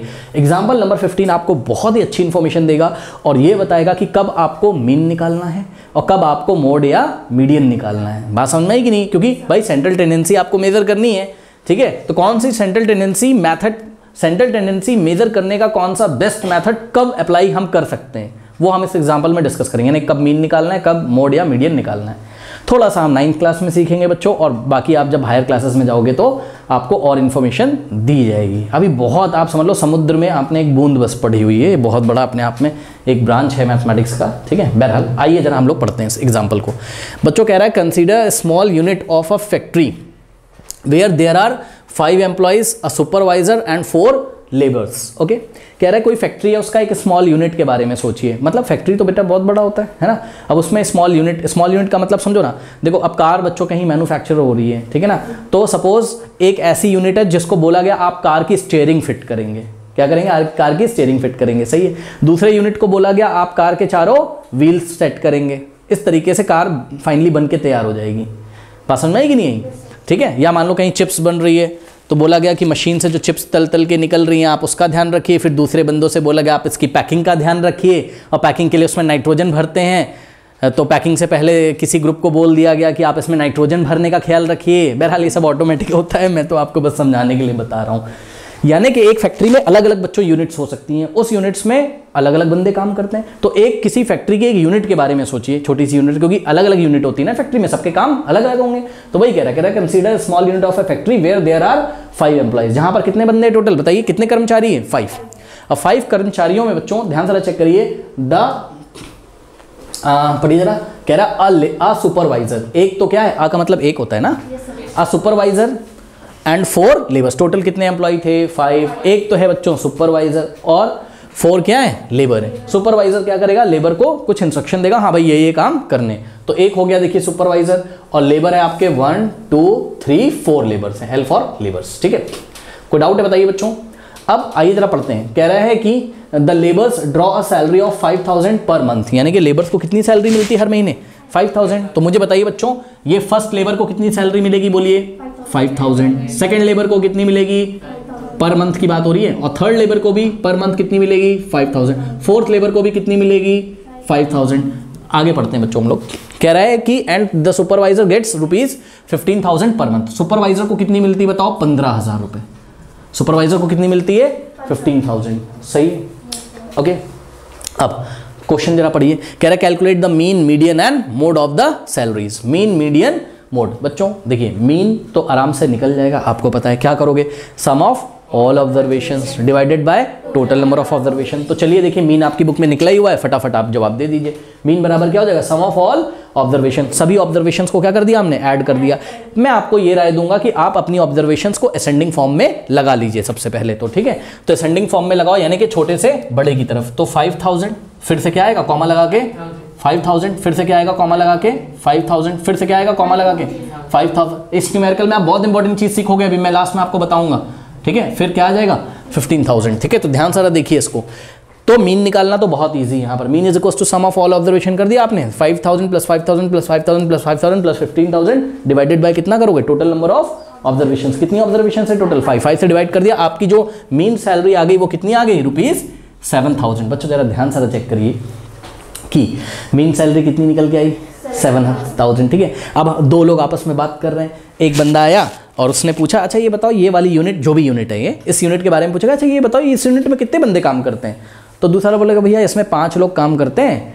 और फिर पहला वाला बोलेगा कि अच्छा ये बताओ अप्रॉक्स सैलरी कितनी है एवरेज सबकी। तो दूसरा वाला बोलेगा कि भैया लगभग 7000 रुपये है सबकी। अच्छा लगेगा, बताओ अच्छा लगेगा ये इन्फॉर्मेशन, नहीं अच्छा लगेगा। अरे भाई सामने वाले ने दो बंदों में बातचीत हो रही है। एक बंदे ने बोला भाई ये बताओ इस यूनिट में कितने बंदे काम करते हैं। दूसरे वाले बोला कितने बंदे काम करते हैं, 5। दूसरे वाले को इन्फॉर्मेशन सुन लो भैया 5 बंदे काम करते हैं। तो पहले वाले ने पूछा अच्छा ये बताओ सबकी सैलरी लगभग कितनी है। तो अगर 7000 बोल देगा उन्होंने एवरेज तो गलत है। लेबर को तो बेचारे को 5000 मिलता है और सुपरवाइजर को कितना मिलता है, 15000। तो वेरिएशन है, करेक्ट इन्फॉर्मेशन नहीं मिल रही है। सुन लो, दूसरे वाले ने पहले वाले से बोला भैया 7000 रुपये के आसपास मिलती है लगभग। तो पहला वाला बोलेगा भैया 7000 रुपये कहाँ मिलती है आसपास, हाँ लेबर तो 4 हैं इसमें और सुपरवाइजर कितना है, एक सुपरवाइजर की तो यार 15000 है। तो 7000 कहाँ मिलती है, गलत बता रहे हो तुम। और लेबर को तो बहुत कम मिलती है 7000। यानी कि जो 7000 आया है मीन, ये कहीं पे भी आसपास ना तो 5000 के और ना तो 15000 के आसपास है। ऐसा क्यों हुआ स्टूडेंट्स, ऐसा इसलिए हुआ बच्चों जब एक्सट्रीम वैल्यू काफ़ी गैप पे होती है। क्या हमने बोला, जब एक्सट्रीम वैल्यू काफ़ी गैप पे होती है। ये सर एक्सट्रीम वैल्यू क्या होती है सर, सुनो एक्सट्रीम वैल्यू क्या होती है मैं आपको बता दूं। जब आप अपने डेटा को असेंडिंग फॉर्म में लगा देते हैं तो बच्चों जो ये वाला पहला डेटा पॉइंट होता है ना और जो लास्ट वाला डेटा पॉइंट होता है स्टूडेंट्स, इसको हम क्या बोलते हैं, एक्सट्रीम्स वैल्यू। क्या बोलते हैं, ये एक्सट्रीम लेफ्ट है और ये एक्सट्रीम राइट है। आप बच्चों ध्यान से चेक कर लीजिए, इस डेटा में या फिर इस ऑब्जर्वेशन में एक्सट्रीम वैल्यूज में काफी अंतर है, चेक करो। हाँ यहाँ पर क्या है 5000, अरे यहाँ 6500 होता तब भी हम कहते हैं हाँ लगभग आसपास है। तो एक्सट्रीम्स में बहुत ज़्यादा जब गैप हो जाए, चेक करो ना 5000 और 15000 में बहुत ज़्यादा गैप है, पहले डेटा को असेंडिंग फॉर्म में लगा लीजिए और फिर एक्सट्रीम पोजीशंस की न्यूमेरिकल वैल्यू को चेक करिए। यदि गैप बहुत ज़्यादा आ रहा है तो आपको मीन वहाँ नहीं निकालना है, मीन करेक्ट इन्फॉर्मेशन आपको नहीं देगा। तो क्या निकालना है सर, या तो आप क्या निकाल लीजिए मोड और या तो आप क्या निकाल लीजिए मीडियन। अब बच्चे बोलेंगे सर हम कैसे डिसाइड करें, तो सर जब आप पढ़ोगे आगे हायर क्लासेस में, एनसीईआरटी भी लिखता है कि आप हायर क्लासेस में जाओगे तब आप डिसाइड कर पाओगे। बहुत अभी इसके लिए पढ़ाई करनी पड़ेगी, तब आप डिसाइड करोगे कब मीन निकालना है, कब मीडियन और कब मोड। अभी तो हम आपको बस हल्की सी इंफॉर्मेशन दे रहे हैं कि जब एक्सट्रीम्स में क्या होता है काफ़ी गैप, तो मीन निकालना सेंट्रल टेंडेंसी का सही तरीका नहीं है। बात समझ में आई कि नहीं है। आइए जरा इसी एग्जांपल में बच्चों हम लोग आगे बढ़ते हैं। तो इन्होंने हमसे मीन मांगा था बट हमने मीन इनको बता दिया, लेकिन वो मीन सही जानकारी आपको नहीं दे रहा है। बात समझ में आई कि नहीं आई, ठीक है। अब अगला क्या बोला इन्होंने, बताइए अगला क्या बोला है, find the median and mode. तो बच्चों मीडियन कैसे निकालते थे, याद करो। मीडियन निकालने के लिए हम अपने डेटा को असेंडिंग फॉर्म में अरेंज कर लेते थे और क्या चेक करते थे, नंबर ऑफ ऑब्जर्वेशंस। तो ध्यान से चेक करिए स्टूडेंट्स, यहाँ पर नंबर ऑफ ऑब्जर्वेशंस आपकी कितनी है, 1 2 3 4 5 ऑब्जर्वेशन है। 5 कैसा नंबर है बोलिए, एक ऑड नंबर है। जब नंबर ऑफ ऑब्जर्वेशंस ऑड होती थी तो हम कौन सा ऑब्जर्वेशन चेक करते थे, हमारा मीडियन कैसे निकलता था, याद करिए n जब ऑड होता तो n+1/2th ऑब्जर्वेशन। हमको क्या चेक करना है, n+1/2th ऑब्जर्वेशन, यही चेक करना है। n कितना है बोलिए 5, हाँ रख दीजिए। तो 5 + 1 डिवाइडेड बाय 2th कितना आ जाएगा, 5 + 1 क्या होता है बोलो, 6 6 डिवाइडेड बाय 2 कितना हो जाएगा 3 के ऊपर ts तो लगेगा नहीं, तो हम क्या बोल देंगे, थर्ड RD लगा देंगे, थर्ड ऑब्जर्वेशन। तो बच्चों जाके चेक कर लीजिए, इसमें third observation first second third ये रही। तो इसका स्टूडेंट्स मीन तो आ ही गया था, मैं यहाँ लिखता चल रहा हूँ। मीन कितना आ गया था बताइए, इसका मीन आ गया था आपका, यहाँ आंसर लिख दें, ठीक है। तो मीन कितना आया था बच्चों बताइए 7000, और अभी आपने इसका मीडियन निकाला है, तो मीडियन कितना आ गया बोलो, यूनिट नहीं लिखोगे क्या, रुपीज़ लिखो ना, सैलरी किस में आती है? रुपये। अरे भाई इतनी देर से मैं कब से पढ़ा रहा हूँ। जो आप सेंट्रल टेंडेंसी निकालते हैं उसकी यूनिट तो लिखिए। किसकी सेंट्रल टेंडेंसी निकाल रहे हो? सैलरीज की। कभी हाइट की निकालते हो सेंट्रल टेंडेंसी तो सेंटीमीटर लिखते हो या मीटर, जो भी दिया रहता है। कभी एरियाज की सेंट्रल टेंडेंसी निकालोगे तो सेंटीमीटर स्क्वायर लिखोगे या फिर मीटर स्क्वायर, यानी कि आपका डेटा का जो यूनिट होता है वही सेंट्रल टेंडेंसी का भी यूनिट होता है। सेंट्रल टेंडेंसी चाहे आपने मीन निकाला हो, चाहे आपने मीडियन निकाला हो और चाहे आपने मोड निकाला हो, सबकी आपको क्या लिखनी है? यूनिट्स। ओके, जैसे कि अभी पीछे हमने क्वेश्चन किया था, वहाँ 9 आ रहा था ना, मोड 9 आ रहा था, तो 9 क्या था? 9 क्या था? मार्क्स। 9 मार्क्स लिखा था हमने। मोड क्या था? 9 मार्क्स। ठीक है, कोई डाउट है बताइए? ओके, नाउ तो मीडियन क्या आ गया बच्चों बताइए? रुपीस कितना है? 5000। अब देखो एक और तरीका था, आपको टोटल 1 2 3 4 5 ऑब्जर्वेशन लिखी थी, 2 इधर से छोड़ते, 2 इधर से छोड़ते, लेकिन आपको एग्जाम में करके दिखाना है। कोई डाउट है? हाँ हाँ बताइए, क्या डाउट है बताइए? सर ये यूनिट सर रुपीस तो मेंशन नहीं है किसमें?